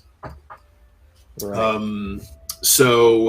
You get sort of that end of the story, and people start kind of spreading the word that those bandits are no longer a threat. Anything else in particular you were looking for? Make sure I hit all of the things you were trying to get. Yeah, I mean, in particular, he's wondering if other ships, or famously or sort of infamously, maybe went down there. He's particularly interested in essentially, if there's someone who lost a big shipment there. But he's not trying to ask specifically about adamantium, if that makes sense. Right. Okay. So you definitely hear about. So these are mostly, deckhand level crew sailors. So Right. none of them have sort of the larger business look at things. So you don't get any names, but you definitely hear about, so and so had a friend who crewed on this ship and they haven't been heard from in a month, that sort of thing. So there are definitely ships that have gone missing, which, some of them were probably empty, but a lot of them had full holds. So there is most certainly people missing stuff. Yeah, I'd say something like, gentlemen, me and my troubadours, we came across a few items and I, the good patron that I am, wish to return them. Other ships have fallen into the depths there. Where might I find their owners, those whose loved ones have drowned in the salty depths of the Argent River?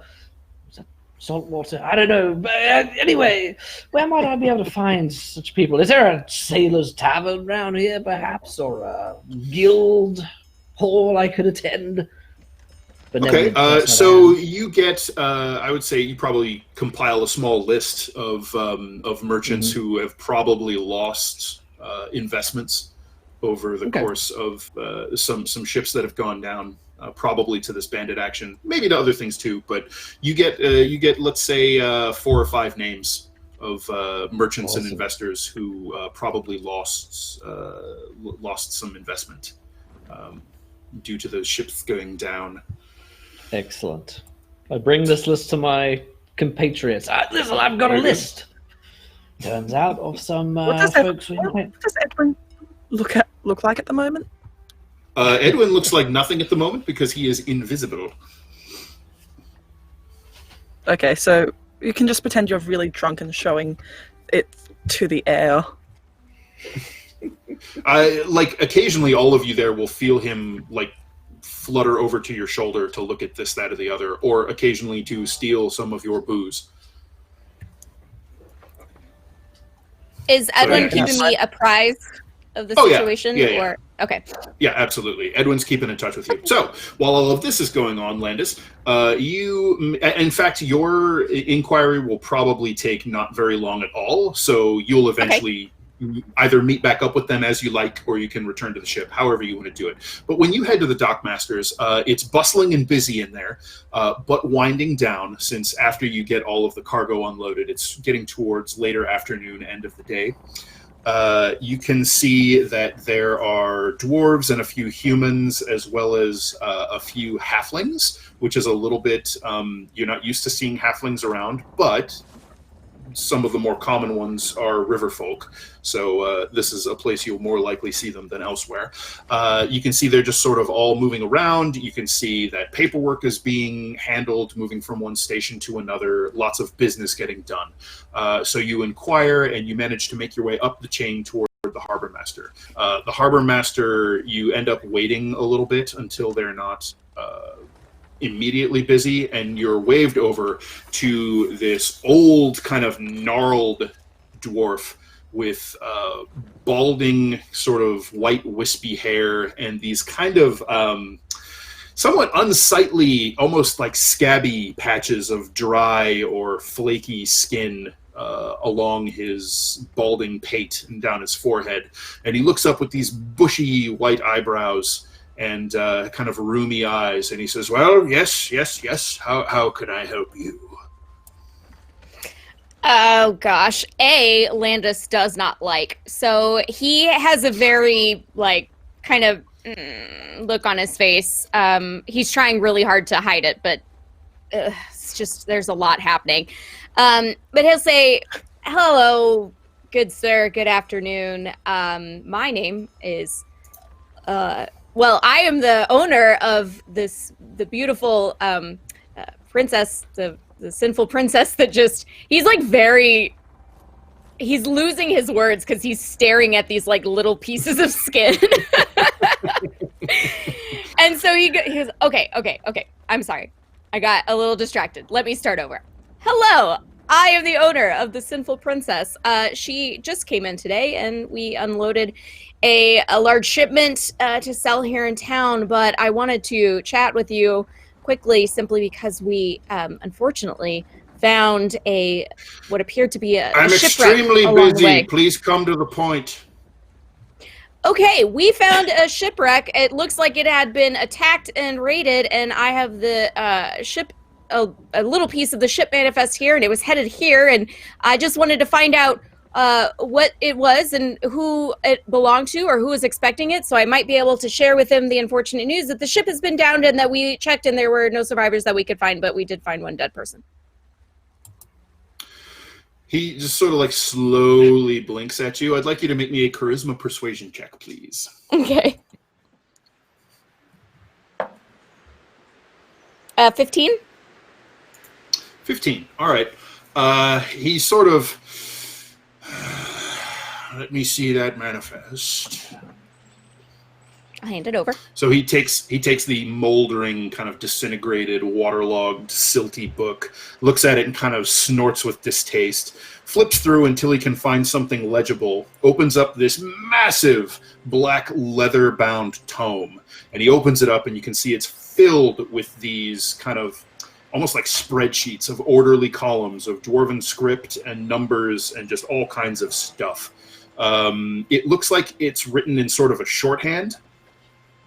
So it's almost more of a code, but you have Eyes of the Runekeeper, right?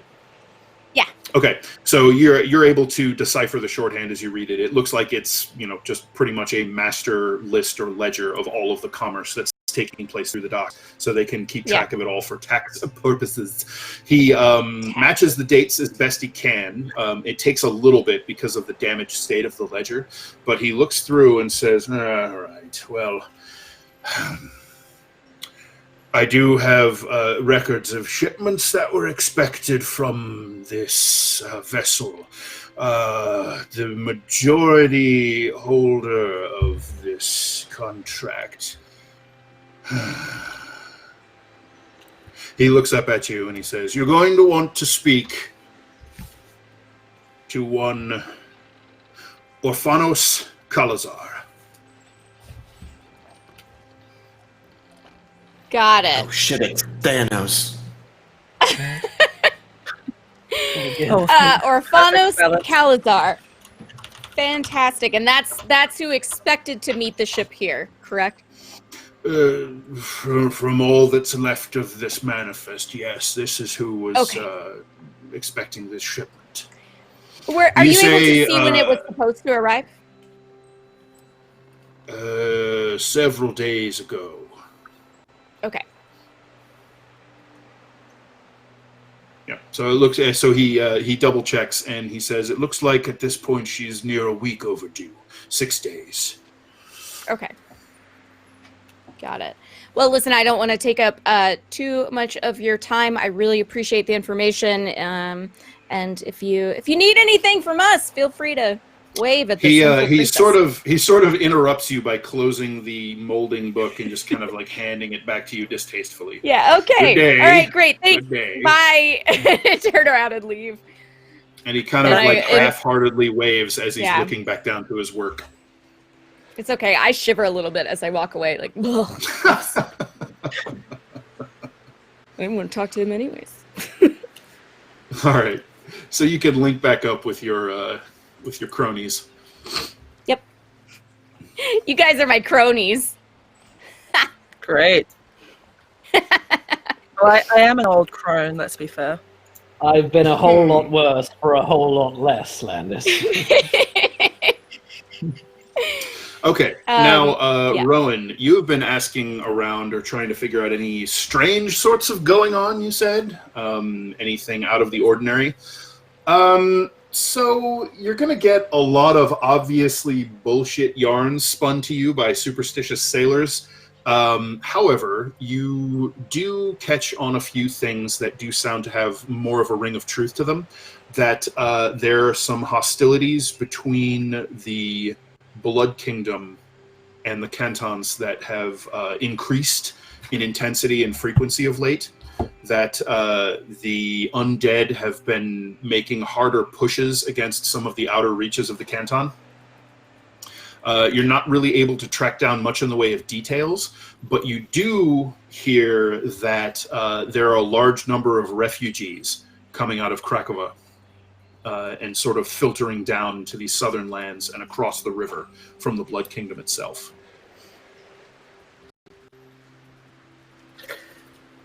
Where are these refugees heading, do you know? All over. The majority of them seem to be concentrating upriver. Sorry, I guess it would be downriver from here at the Black Fortress. The Black Fortress, that's a rather ominous name. I suppose it's rather a bit if you want a dwarf, certainly not of this canton. It's actually a holiday destination. It's great.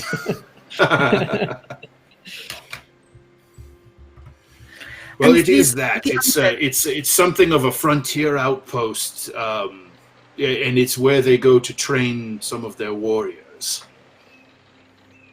I see. The undead that you speak of as well, they are the vampires of the Blood Kingdom, yes? Well, I shouldn't think it's vampires. If it were, I expect we'd hear much less from the people involved. There'd probably be fewer survivors. No, not anything quite that drastic. I don't think any of the blood rulers are making any sort of great push, but I would expect ghouls. They've overrun some of the nearby cities, of course, and so the Darakul Empire controls many of those settlements. And I would suppose that some of these settlements that are fighting against the Blood Kingdom, and the cantons, are they primarily the Darakul or Dwarvish or? Well, I haven't been there myself. Just what I've been hearing from those of us we've done some business with, we've encountered. No, I'm not exactly sure. Just that the undead are attacking, and there are many fleeing from the Blood Kingdom. That is a worry. Is Riordan listening to this? She can be, yeah. I was just wondering if Blood Kingdom got him his ears perking up. Yeah, he'd be interested in that for sure. Interesting. Has there been any activity near was it Holder's Tree? Was that the nearest Gold Tree? Hulda's tree is in the Grand Duchy of Dornig. It's not actually in the Blood Kingdom itself. But it would be the closest one to it. It's certainly the closest one. Yeah. I mean, that's up in the up in the forest. Any word of anything interesting happening from near Holder's Tree?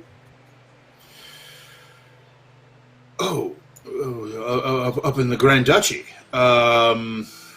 Not anything that I've heard. I haven't been up that way. Not recently. Well, no news is good news, I suppose. I suppose so. When you compare it to undead attacking, eating everyone they can find, what have you. Well, hopefully nothing to worry about. She claps Riordan on the back. Our dear friend here is a vampire slayer. Really? That Aren't you?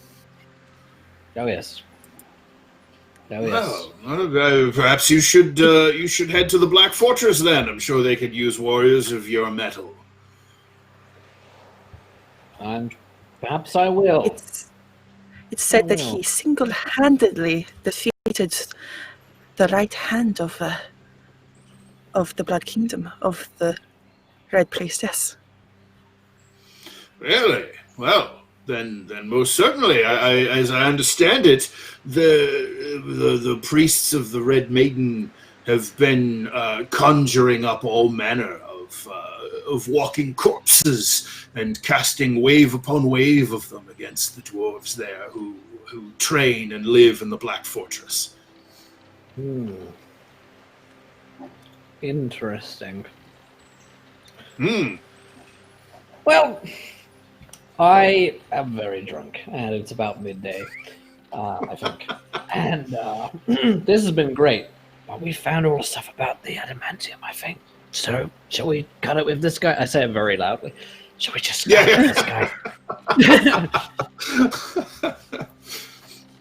All right. Rowan gives 1,000 yards stare. God damn it. So the sailor that you've been talking with, Rowan, he sort of drifts off back to his own people once you sort of stop directly engaging him. Well, is there anything else that you're after, or apart from alcohol?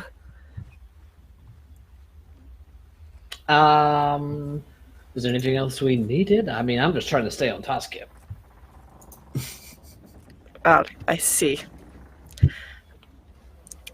Well, depends. Have you had enough of seedy bars and taverns? Rather sounds like you haven't. Well, I have not been drinking on the job. Well, here's the thing, Rowan. Here's the thing. And let me know if I overstep my boundaries. I always try never to. Here's the thing.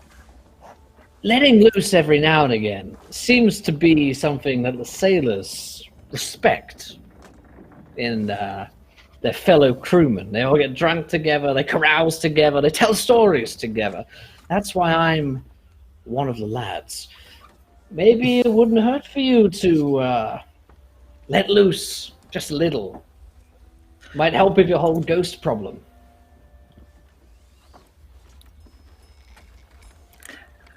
So you're devising a plan for me to become one of the lads? Yes. Isn't that what you wanted? Well, I wanted people to stop being so fearful of me. Right. Except for Fine. Landis. Right? Except for Landis, yes. I want to instill the fear of God into him. I'm not sure if Landis can be afraid. You know, he's not fellow. Good luck with that one. You hear Edwin's disembodied voice sort of filter down from a nearby wooden column. I would say I would want to instill fear into him, but I think he's already afraid, not of me, but of his own problems. I wouldn't call the boss a God-fearing fellow. I lean forward. What problems does Landis have? I mean, not to intrude. I just like knowing people's personal reasons. Is he not a spirit in a mechanical body? Has he not lost his livelihood? Well, one of. And, well, I'm sure he has devil problems. No offense, Edwin. I'm not sure who your boss's boss is. Oh, I don't. Who is your boss? I don't know what you're talking about. Yes, that's a very good question, Rowan, because as I understand it, all warlocks have a patron. Not a patron saint, but a patron devil. Something. So a nearby table kind of goes conspicuously quiet in the wake of Riodan belting out warlocks.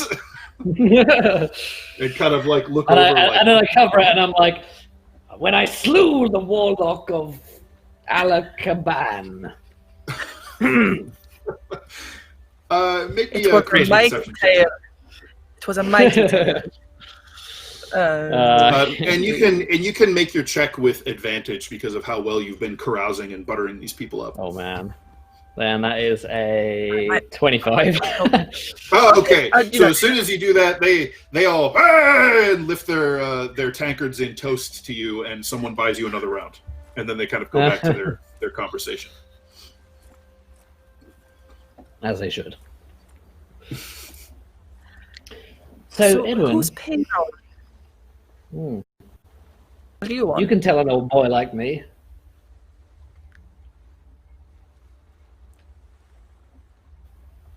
I give Edwin a tiny thimble, like a little shot. If he's still there.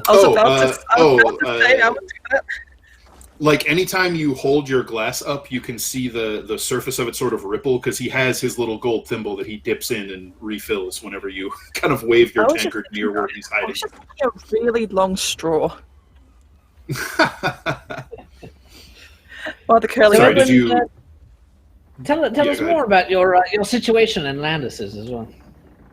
Also, just to note, I mean, Landis is definitely listening in right now. I'm not saying anything. I'm just letting it happen, but I'm definitely listening in. yeah, that's fine. It's a contract of employment, right? It's pretty standard, I offer my services to Landis in exchange for, protection and payment. And I mean, look at me. Well, you can't look at me right now, but you know what I mean. I have a certain standard to which I have become accustomed to living, and I expect that to be maintained. And it's been very lucrative. My arrangement with Landis. It's good. It's good for everyone involved, So, I mean, I worship a goddess of blood, and yep. You, Rowan, worship Wheaton, Wogan, Water. Terry Wogan. Everyone, father. That's the one. And so you and Landis, presumably, there's some kind of devil involved, or something like that, right? Well, I mean. I suppose if you want to get all technical about it, I'm a devil, so sure. So what's the name of your boss, the person who made you? Presumably you are made? Made? That's, I don't know, it's a little personal, don't you think? No. I mean, well, it might be, but I'm asking. So nothing's personal with him. Yeah. Right. That's getting into. That's not exactly how it works. Like, I could ask who made you, and you could probably tell me the name of your parents, right? That's not how we work. Well, how do you work? Oh, it's an interesting sort of metaphysical.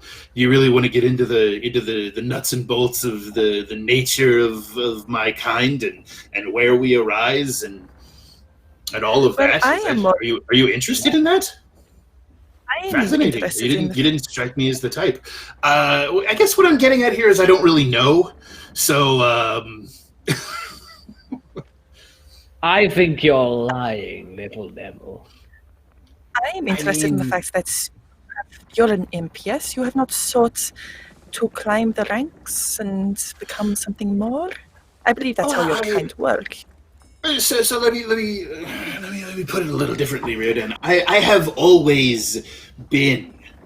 This is what I am. Like. As long as there has been a cluster of worlds nestled in the branches and roots of the world tree, we have been there. And we will be there long after everything else is gone. You're right, I'm not interested. So, Called it. more drinks? Okay. I don't think. Yeah, so basically Riordan, you guys can drink and shut the bars down if you like. Riordan gets me sloshed. Yes, ma'am. I shall earn the respects of the lads. Good. All right. So Real you're Dan getting saying Rowan it nice gets and more drunk. nice and lit. There we go. Anything else in particular looking to accomplish tonight, or everybody kind of links back up and then back to the ship? Or do you We want to never get talked about rooms? horses. Or do you want to get rooms Yeah. on shore? I don't know if you want to delay the forge talk till tomorrow, Dan, but Tilly and Right. wanted to go to talk to the forge, like the blacksmith at the forge, essentially. Right. Absolutely. Sure. So who are you looking? Like, are you looking for just any sort of smith? Are you looking for something? The idea a little more was that the specific? kind of like wink, wink, nudge, nudge while you were away between Tilly and Cloak was to go and propose that we needed upgrades to our armor, and then the more they say that's like on a legal side, we kind of like, and then like maybe they'll be like, well, I do know this one guy. So that was kind of the hope. So your goal here is to try and see if you Trying can to get suss whoever out. it is to slip up, on who might be able to help us with any tracks on adamantine like gear that might be forged there. So you're looking for you're basically trying to subtly look for someone to work the adamantine, or someone who has adamantine stuff for sale. More Either like or. I mean, to work it, great. Once we have an idea of what we want out of it, if we want to keep it. But secondly, to see if they have any connections to anybody who might have had this shipment or an idea of this shipment. You know what I'm saying? Got Like it. Got it. So you're trying another tack to find who might have been waiting for the shipment. Yeah, Okay. because we don't. If Cloak and I are off, then we don't know anything about Landis or Okay. or what. So Rita you has worked out. spend the latter half of the day before the businesses all sort of and the craftspeople all close up. So why don't you go ahead, all of and however you two want to do this, make me a charisma, persuasion, or investigation check. We can both roll it because I have advantage, and then it gives us 3 rolls out of it. Okay. So I don't have the best persuasion. If you want me to do the persuading. That was so sad. It fell off my I'm not keyboard and very landed on. 11. All right. 15. 11. 15. Okay. All right. So after going around and checking with different places, the first thing that you're going to come up with is nobody has anything adamantine off the bat. Like, you don't see anyone with it displayed. You mention it, and several of the smiths are just like, "Woof, nope, can't help you." Some of them actually claim to have worked in adamantine before, but it is very difficult to get a hold of the raw metal. And so a lot of times what will happen is someone will uncover either a relic or something made of adamantine from a ruin, or has it maybe as an heirloom, and then might want it reforged or just use the metal to make something else. That's probably the most common source of it, is finding something that is already, finding some implement of adamantine and then having it remade wherever you need it or want it. Much more rarely, you can come across a new source of it, but that is very difficult to predict and extremely expensive. 15. They give you a lead on a few merchants who in the past have been able to acquire adamantine of some stripe for them. So you have a couple of names. Okay. I have an annoying cat who wants my attention, but as like we're done talking to people, I was like, What do you want to go talk to the names that we got, or do you want to head back and kind of relay this information? Judging by time of day, Dan, is it getting? At this point, people are closing up. Yeah, it's later in the day now. I don't know if they'd be open for us at the moment, but we can meet back up and at least let everybody know. Yeah, and I just want to sleep on the ship. I'm gonna roll perception because I'm being paranoid. Are people watching us? Or people like seems to be following us when we start walking back or anything like that? Okay, go ahead and make a wisdom perception check. All right. 24. 24 looks clear. Okay. I don't like that. You catch you notice that you're catching a couple of looks every now and then, but that's not out of the ordinary for you because you are very distinctive. And it probably being as far north as you are, you think chances are good none of these people have ever seen a Niemheim gnome before. Now, when you get out onto the docks, when you're dealing with actual traveling traders, they might have actually traveled to Niemheim to deal with your people. But most of the folk inland, away from the river, that aren't travelers, there's almost no chance they've seen a gnome before. Okay. So you're drawing. I just look at Tilly and I kind of like whisper to her. I was like, Just keep your eyes out. I don't see anyone following us, but just be careful. Because they could be after us. Like, they'd be like, oh, the devil had a matter. And then they'd be like, oh no. And then they might like try to rob our ship too. I'm on to them. I mean, we are wanted, so yes. But also, that's what my stomach is growling larger or louder than anybody talking about us, and I smell tavern food, and I'm dying. So Oh, I'll try. okay. Well, I'm gonna. Okay. I'll walk you to the tavern, and then I'm gonna head back over to the ship. Oh, great. Okay. Right. So you reconnect with the rest of the crew. You do actually, as you're moving through the taverns, you see several of your actual crew from the Sinful Princess carousing. You see several of them retiring up to rooms. They're having a good old time, spending some of their wages. Notably cheering Indy and I say, "Hey, great." Oh yeah, they every single one of them toasts you as you come by. They seem quite happy so far with their maiden voyage under your leadership. And I try to spot Riordan and Rowan. Oh yeah, you can track them down, no problem. Riordan is boisterous. It seems like he's kind of running the show in this particular tavern at the moment. And it looks like he's just come off the tail end of a story or a song, and everybody's starting to settle back down, and he's sort of returning to the table with Rowan. And Landis is nearby, and Rowan has several empty cups in front of her, and is probably decently drunk at this point. Here is our beloved captain to toast us all. Something. Right? Noting that Riordan has quite a few until he feels challenged to catch up to whatever is having place too. Thanks. All right, the drinks start flowing. Guys, or team, do you want me to take? Well, you're all doing this mess. You want me to take some of these cut gems and try to sell them off?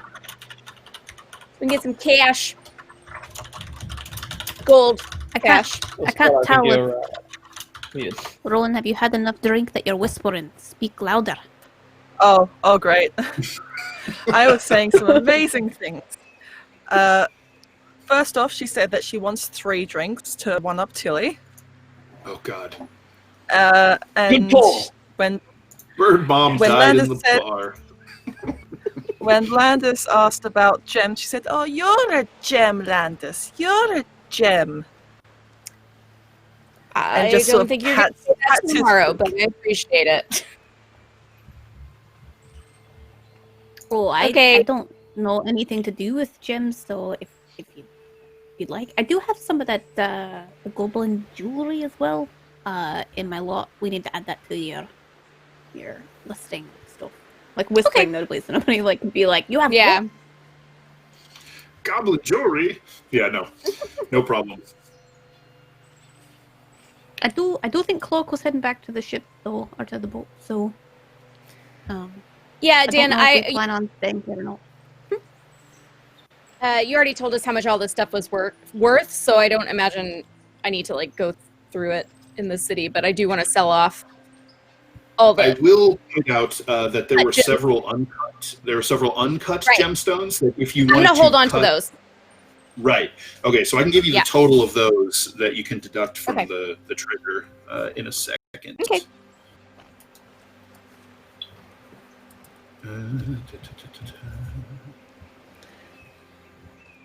And what is my favorite daughter been up to today?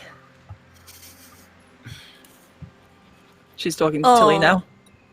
It's sort of getting too close to you. I should ask you what you've been up to. Did you make any friends? Been having a wonderful time with Ryodan.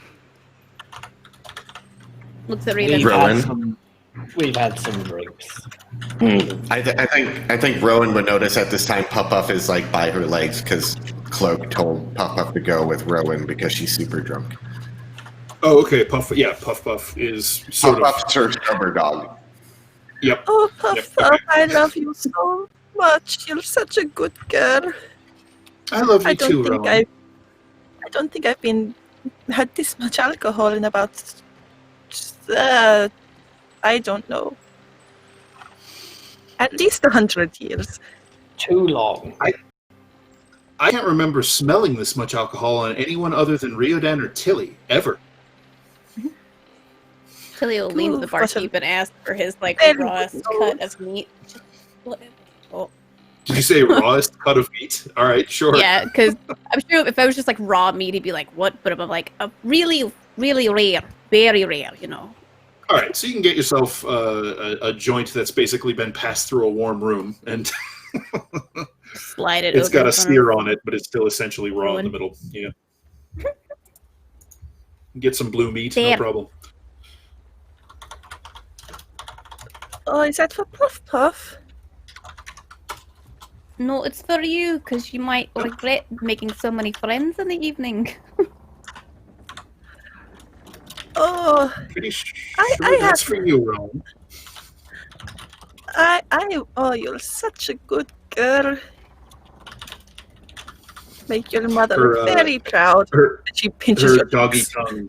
Her doggy tongue sort of lolls out as she grins, and you kind of ruffle her face and pinch her cheeks, and she just sort of looks over at Cloak and then back up to Rowan and wags her tail. And she pinches Tilly's cheeks as well. Oh goodness! Look at it, Rita. Did you guys did you meet many friends that had friendly things? Everyone to say? is friend. Everyone here in this tavern is our friend, Tilly. But if you're talking about the adamantium, I've got a list. And I, hand a list over to Tilly. These are merchants and people in here, this whole place. But not just here, in, the whole city. You know what I mean? Great. And I would like to cross-check that list with the names that we were told at the forge. Okay, so you're checking Ryodan's list against the one you were given. Is that right? Mm-hmm. Mm-hmm. Okay. Let's see. He got. So you got a list of 3 names. He got a half dozen. 2 of your names are on his list. Oh, alright. And she's just gonna keep note of that because I don't know if anybody's gonna quite remember this. Has Landis shared what he learned yet, or no? With Landis, so did any of the names that Ryodan get match the name that Landis got, which was Orphanos Calazar?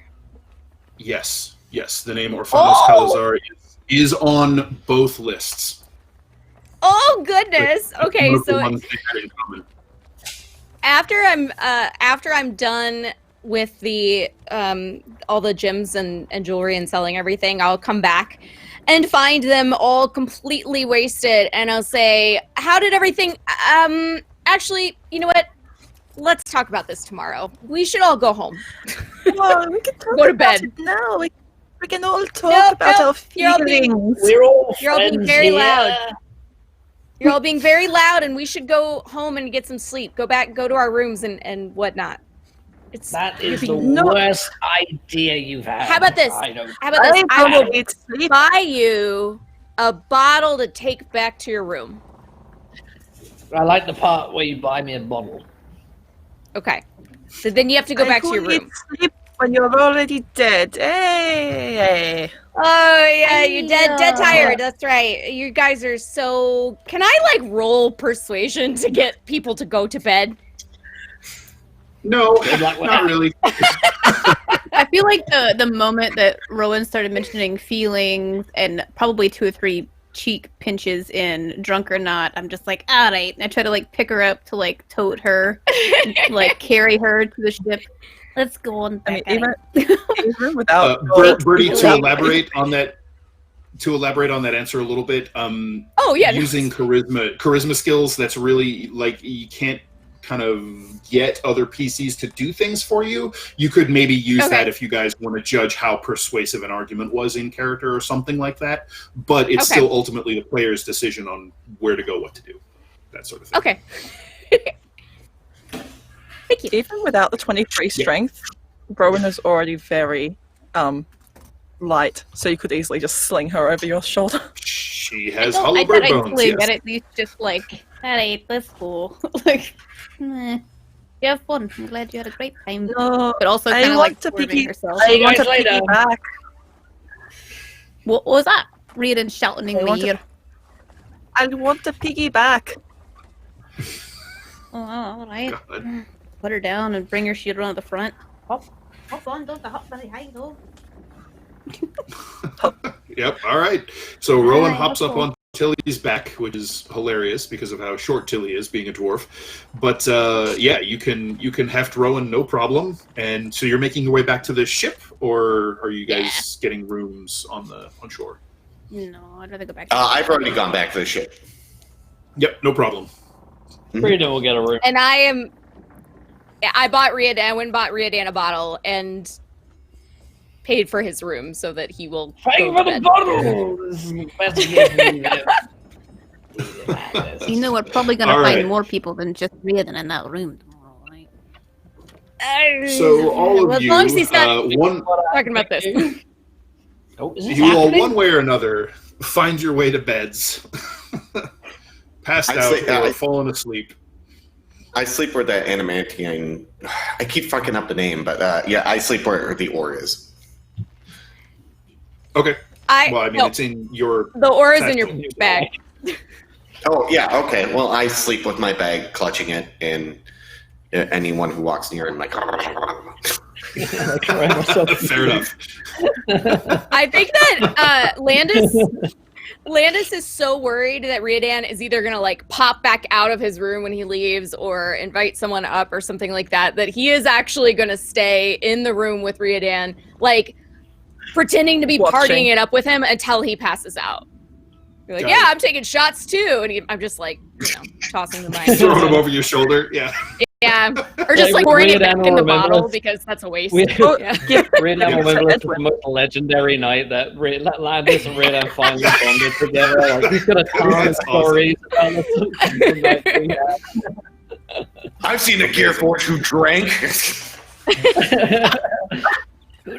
Okay, so I'd say probably Landis and Riordan are the last to leave the bar and head up to the room to have their epic night of bonding. And one of the last things you see down in the common room is the sailor Riordan that you connected with, Aiden. She's down there sort of singing shanties and looks like three sheets to the wind herself along with everybody else around her, but she is probably the last one of your crew down in the common room closing down the bar as you head up for the night. Good girl. Right. So the next day, some of you awake with probably pounding, god-awful, tempestuous hangovers. Others of you don't need to sleep, so you just tune up your Everwound springs and you're fine. Tilly, you awake with a little bit of a foul taste in your mouth, but otherwise you're good. Cloak, yeah, it's a lovely morning. I wake up a little bit before dawn, and I start making breakfast for the crew that stayed on the ship. Yep. Or the hungover people that are showing back up and it's just now. Yeah. Then you got to give them like hangover cure food, like big greasy. Yeah, it's greasy slabs of bacon and eggs, and Yep. Perfect. Yeah. Doused in hot sauce. Yeah. Cool. All right, so you can all sort of make your way back together. And Landis, have you mentioned to them what you discovered yet, or you just confirmed that the name you got was on both of their lists? I heard them both talking about it, which is one of the reasons I wanted to get them out of there. And so I have waited, though, to actually speak about it until they were sober the next day. Sober. Got it, yeah. So you can all meet up the next morning, no problem. Yeah. I can just use restoration on a hangover, can't I? Yeah. Yes, please. That's I right. feel like we got Yes, you can absolutely use lesser restoration on a hangover. So that will mechanical effect. Hangover is the poisoned condition. Yep. It's just a less fun poisoned than being drunk, and so yes, you can use lesser restoration to cure your worst symptoms. I'm curing mine. Yep. There you go. Do me, please. Oh, me and Landis had the most crazy night after you guys left. I mean, this guy can party. Let me tell you. I mean, It was epic. So crazy. The fun we had. Tilly And the not stories even we told. Tilly not being the smartest of dwarves is looking at you like, you told me you couldn't drink. Oh, he can drink all right. Why doesn't he want to hang out with me? Does Landis not like me? It's okay. It's Landis doesn't like me. So. Tilly buys the legendary Landis story, just hook, line, and sinker. Oh, man. So tell me, Ryodan, am I one of the lads yet? Absolutely. I mean, all of the sailors are going to hear about it this night. I mean, I think some of them were there, probably. Did any of the sailors actually see me? Oh, yeah, there were several of your crew either there or just kind of moving through as they were pub crawling, essentially. So, yeah, why don't the two, or one of you, whoever wants to do it, can make a charisma persuasion check with advantage to see if you can improve some of the crew's attitude toward Rowan. I will do that. Oh, unless... What is my persuasion? I don't know if it's that good. It's only a +2. We got a plus. We got a plus Just 8. imagining Yeah, so taking shots. Ryodan, you can go ahead and make that check. Sure. I feel like Rita would be the one who would be like stepping up with stories too, you know. Yeah, he was. Yeah. Oh, yeah. All right, let's see. That'll be a dirty 20. Nice. Okay. So the next day, you see several of the crew who were maybe a little more standoffish or just kind of kept to themselves. They actually greet Rowan, and one of them brings her a plate of breakfast and kind of claps her on the shoulder and then goes and sits down. Thank you, dear. How very kind of you. Welcome. Is this good? Is this a good thing? Do they like I me? told you it would work. Oh, yeah. All we have to do now is keep that up every night of the week. Oh no. Wotan, preserve me. Beauty is pain, Rowan my starts- dear. Rowan starts casting protection from poison on herself before they go drinking every night. Oh yeah, I'm a paladin. I can cure myself of hangovers by just spending You 5 can. HP. You can, yes. Oh, I have unlocked such a beautiful talent. Galaxy brain. The drunken Okay. paladin. So, everyone has a wonderful, hearty, gut-filling hangover cure breakfast, courtesy of Cloak. Cloak and Gudrun, Cook's assistant, Cook's mate. Is that a feud that's still going? There's a few All still right, going. everyone. Please. Is everybody feeling better now? Are we all good? We're tip-top shape? I'm fine. Yeah. Okay, great. We have two I things can to go talk again. about. Let's do it. Nope, we're good right now. Just please hold. First, y'all need to learn to keep your mouth shut when you're out in public. Because when I came into Tilly the bar leaves last the night, table and goes to her cabin. you can't tell That's me fine. where I can and can't keep. You're doing great at keeping money, but I Blasphemy. can't. Listen. I can't do it. Like, You were saying all of the things about us. Not you, Tilly. I don't even think you were that loud. I'm mostly talking to Riordan and Rowan. We're talking a lot about ghosts and warlocks and other Landis, things I that don't are remember classified information. You became my dad. I'm not your dad. I'm telling you, you're gonna get us all Did you killed. adopt me? Do you want to die? Because that's what's gonna happen when people start, I don't know, chasing us down for this information. Second thing, though, it's just a point. You were a lot more fun last night.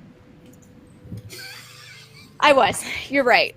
Second, I do know. I do know that you, Riordan, got some information on a guy named Orphanos Calazar, right? Right? That's right. I did that. Okay.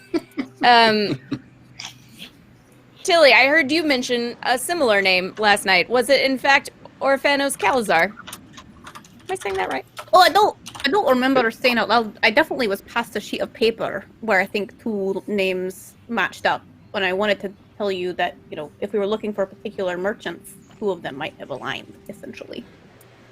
All right. Well, I have an interesting bit of information that I got from the Harbormaster, which was the person that expected that incoming ship that we found was actually none other than Orphanos Calazar. Dun dun dun. And Landis does the sound effect. Like he's very proud of himself. He's like, I've uncovered a mystery. Well, I have also gotten some information, not about that, but about other things. We could head up to the Black Fortress. The what now? There are lots of the Black Fortress. It's a dwarven outpost, by the sounds of it. Sounds terrible. Lots of apparently very nice. I'm with you. Name ominous. Well, there's lots of Blood Kingdom refugees there, and people being driven out by ghouls and undead and all of that nasty business. Perhaps worth following up. Why? Or is that why is that relevant to us? There is a history with the Blood Kingdom, for some of us at least. Or Riordan. Man, you guys really need to catch me up on your backstories at some point, because I just really have no idea what was going on. Well, Chasing squirrels, as far as I know. I would hope you would do the same. Mine. It's a very long story, Landis. I believe I told you it last night. Is that what those words were? Okay, sorry, I had a tough time making sense of all that gibberish. Yeah, that was my diaries. Okay, Let's well, give you my diaries sometime. what can I say? I was wasted. My memoirs, yes. For my book deal, which will happen any day now. Yep. Yeah, I was just super drunk. I don't remember any of it, so you'll have to tell me again. Classic Landis. I know. I wouldn't say. I knew you were joking before about all that stuff about not saying much when I was drunk. You old fool. Classic Landis. Just joshing you, man. Just pulling your tail or leg or whatever it is that you've got. Yeah, So- one of those. Well, you were human as well once. Okay. What now? Well, you were human once. You know what legs are. Oh, you're right. Yes, I'm sorry. Pulling. I just couldn't remember the phrase. I'm not. It's been a while since I had like bantery humor with humans. I'm sorry and to other interrupt things. this bro moment that you guys are having because you're so legendary now. Much legendary. Such bros. And as his Riordan's collars start popping, But are we gonna go talk to this individual and try to get some finder's fee, or what are we gonna do? I think that Calazar is definitely our best bet. He's on all 3 lists. He was expecting the ship. It didn't come in. So, seems like he's the guy. Okay, what do we But know I don't about know him? how we want to approach it.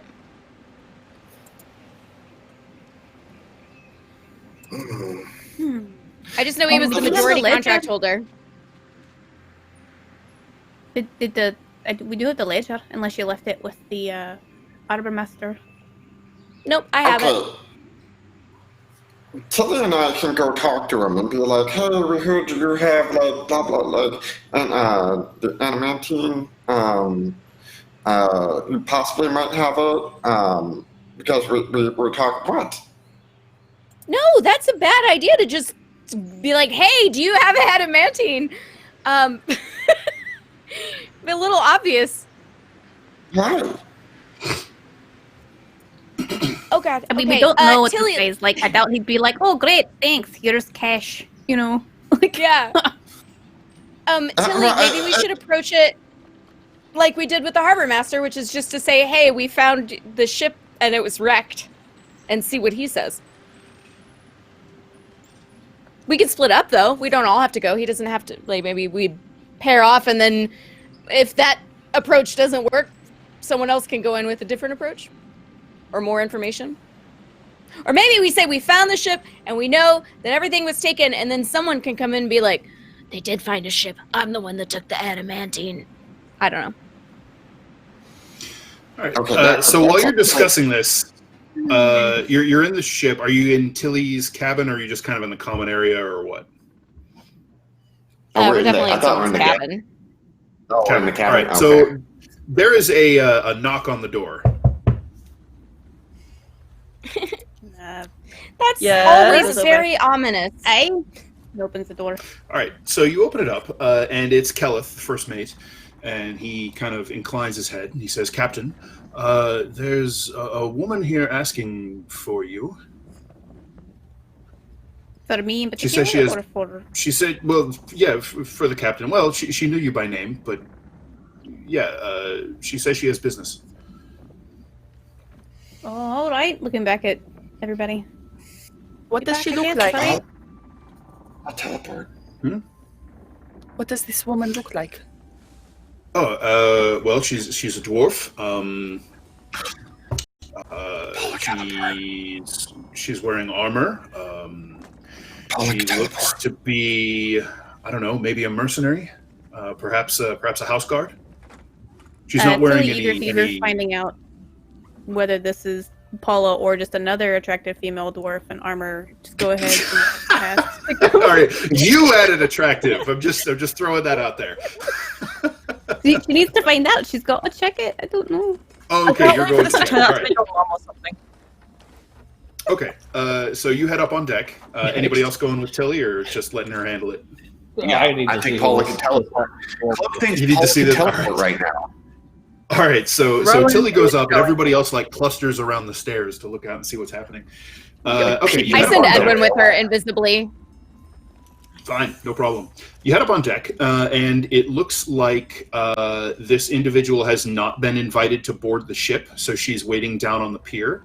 You can see that there's a dwarf woman with sort of light brown hair that is bound back into a short ponytail, and it's held with a little iron ring.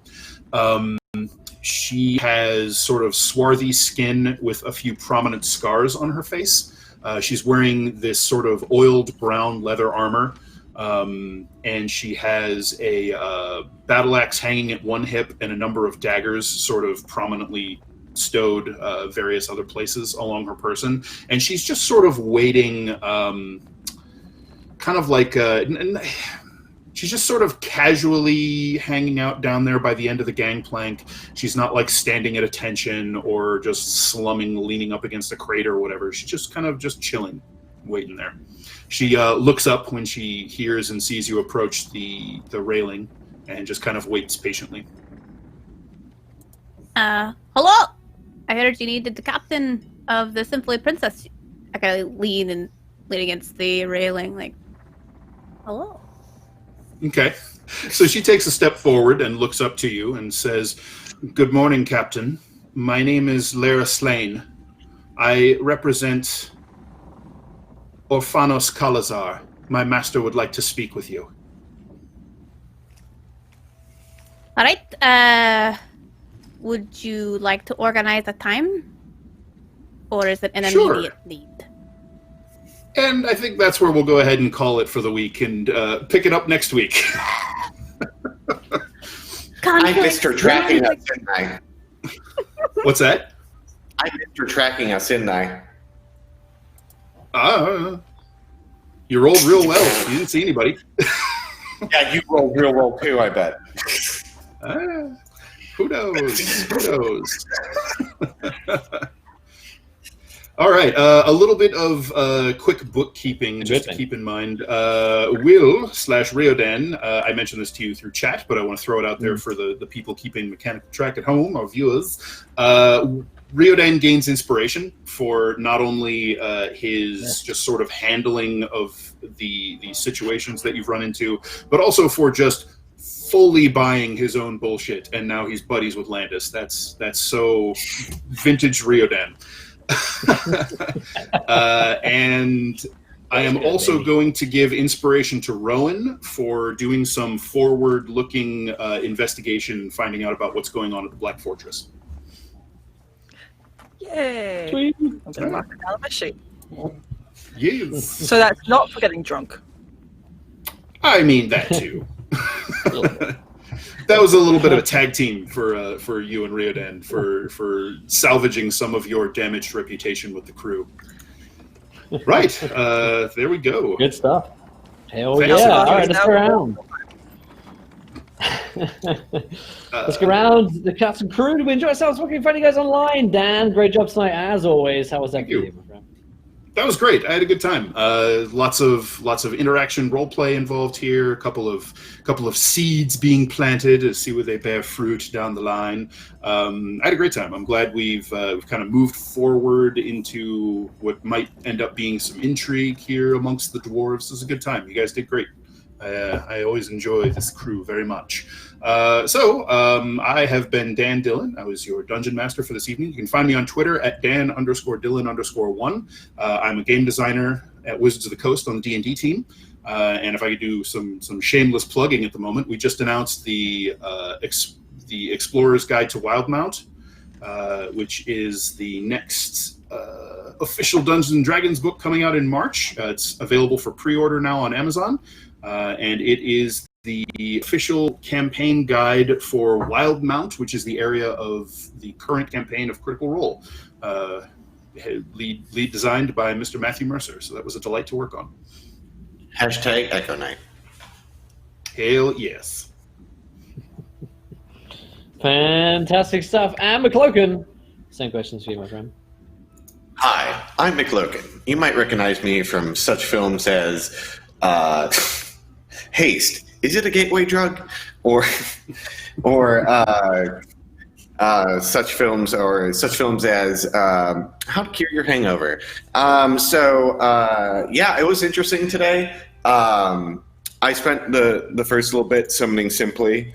And here she is. I'm so happy because I really wanted to do that scene. I cast haste on her and do the slow motion. I've been thinking about it all week. And I was texting Dan today, and I was like, I'm going to make Tilly like a crazy fucking fast dwarf running around the battlefield now. So, because I think her speed goes up to 60, and she gets fucking a bunch of attacks now. So, yeah. But I'm super excited to see what this guy's about and how he's going to try to screw us out of the finder's fee. Everything we own. Everything we own. You'll give me the sinful princess. But yeah, you guys can find me. I'm on this show, obviously, Tuesdays at 7 Central Time. I'm also on another show on Mondays. It's on twitch.tv/The Onyx Path. It's a Chronicles of Darkness campaign called Seattle by Streetlight. It's super fun. We had our episode last Monday, or just yesterday. So it is a... I don't know what's going on. It's a mystery, and I can't wait to solve it. So, and other than that, I'm currently I'm going to be on a podcast in the future called Dark Fortunes, and it's a Humblewood campaign. It's going to be pirate based. And a little bit about my character is he's going to be a red stag barbarian, so I'm excited to see where that guy's going to go. But yeah, that's me. Great stuff. And Scarlet Moth, same questions for you. Hi, I'm Scarlet Moth. I play Rowan.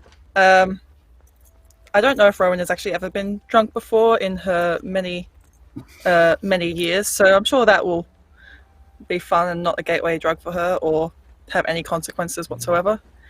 Oh boy. It was nice of Rowan and Riodan to have some more bonding time. I don't feel like they've done that since they were back in season 2. So yeah. So you can find me on Twitter at that Scarlet Moth. I don't know if I have anything specific to announce. I'm hopefully going to start doing some more streaming soon with regards to actual art and cosplay, because I'm making some things there and starting on a big new cosplay project, as well as I'll be starting on an even bigger cosplay project when I start back up for my university this year. So keep an eye on that. I've got some games coming up soon, but sort of delays because of the Australian bushfires. Again, donate if you can, all that jazz. Drink water. Good Stay stuff. hydrated. Hydrate up, kids. Great stuff. And Buddy. Hi, everybody. I'm Birdie, aka the Birdiesaurus. First, if you want to help give a little money to the fire efforts, and you like AEW wrestling, you can go get a Cody shirt right now, a retro Cody shirt, and all the proceeds go to the firefighters out there, which I think is pretty cool. So that's my little plug. But I thought this episode was really cool. I like how we went from like Riordan and Landis in a room and having literally nothing to say to each other, and now we're best friends. I think Landis, though, is a little bit offended that Riordan did not assume they slept together, because he assumes he sleeps with everyone. He hasn't said anything like contrary yet. So he's feeling a little back and forth on that. But it was a super fun episode. I really enjoyed it. Thanks everyone for always making this so fun. Right now on Thursday nights, I'm over on Off the Table playing Monster Hearts 2, and then I also have a Ravenloft campaign coming up next month, I think, which I'm very excited about. So stay tuned. Ooh. Love Ravenloft. Awesome stuff. Fantastic. And Simply. I am Simply JXN, Simply_JXN on Twitch, Simply JXN __ on Twitter if you guys want to find me over there. I'm usually on the ball with time, not today though. But Okay. happy to be here. Thank you guys for some, like, McLogan had to go, my phone's been on silent. McLogan had to go in like my boyfriend's stream and be like, where is she? And he like kept running up the stairs and he was like, where are you? And I was like, ah! So here we are. And I'm glad he did, because this was a really fun RP session today. Because like I don't want there to be dissonance between characters, but I do think that Tilly is offended that you wouldn't drink with her, and then you also told her not to get drunk and talk. So we're gonna talk about that probably. And then this Thursday I'm on a Humblewood themed D&D campaign at 4 p.m. PST over on Runaway Robots channel. If you guys ever want to check that out, I'll play Lucky, a ranger, a little mini wannabe cloak. And then on the Sunday, I have a one-shot charity show over on Smashley's channel featuring Glam, Shatterskull, Smashley, and Impious. as the GM, and we're raising money for St. Jude Children's Research Hospital. If you guys want to Nice. come and do that, it's going to be in Blades in the Dark, which I've never played before, so it'll be super Oh, fun. fun. Yeah, so that's all I have to say. Thanks for having me here, even though I was like, okay, sorry. It's okay. We love you. We love you. Oh man, well, as myself, if you haven't followed the channel here yet, follow Kobold Press on Twitch, YouTube, Twitter, of course, if you want to keep up on all the socials of all the stuff that Kobold Press are doing. It's a ton of stuff, so check it out over there. If you want to follow what I'm up to, you can follow at EncounterRP, where all of the other D&D stuff that I do on the internet is held. This season I'm going to be running Vampire the Masquerade 5th edition, actually, so check that out. That's going to be freaking awesome. Yeah, Encounter Roleplay got a lot of really cool stuff coming up this season, actually. So go check those guys out. It's not just me. There's just a ton of cast doing cool stuff over there. What else? Yeah, you can follow me on my personal Twitter if you wanted as well, but I don't recommend that. I didn't bother tweeting anymore so much. I'm just tired. Tired is what I am, all right? It's a Tuesday night. It's been a long week already. But this game has made it a whole lot better, as has the company of you guys there in Twitch chat. If you want to keep up to date with what we're doing in Kobold Press, next Sunday is when we're here, this Sunday rather, at 8 o'clock Eastern for the last day. I have a fantastic crew playing in the world of Midgard. If you haven't checked those guys out yet, you're missing out on some quality 5e action. The crafting moves, the DM overlay, and it's absolutely fantastic. So if you like the World Tree Burns, you're bound to like the last day. But we have been here for a couple of hours, and we've had a great time. Thank you for joining us tonight. And until next time, see you guys later. Bye! Goodbye, everybody.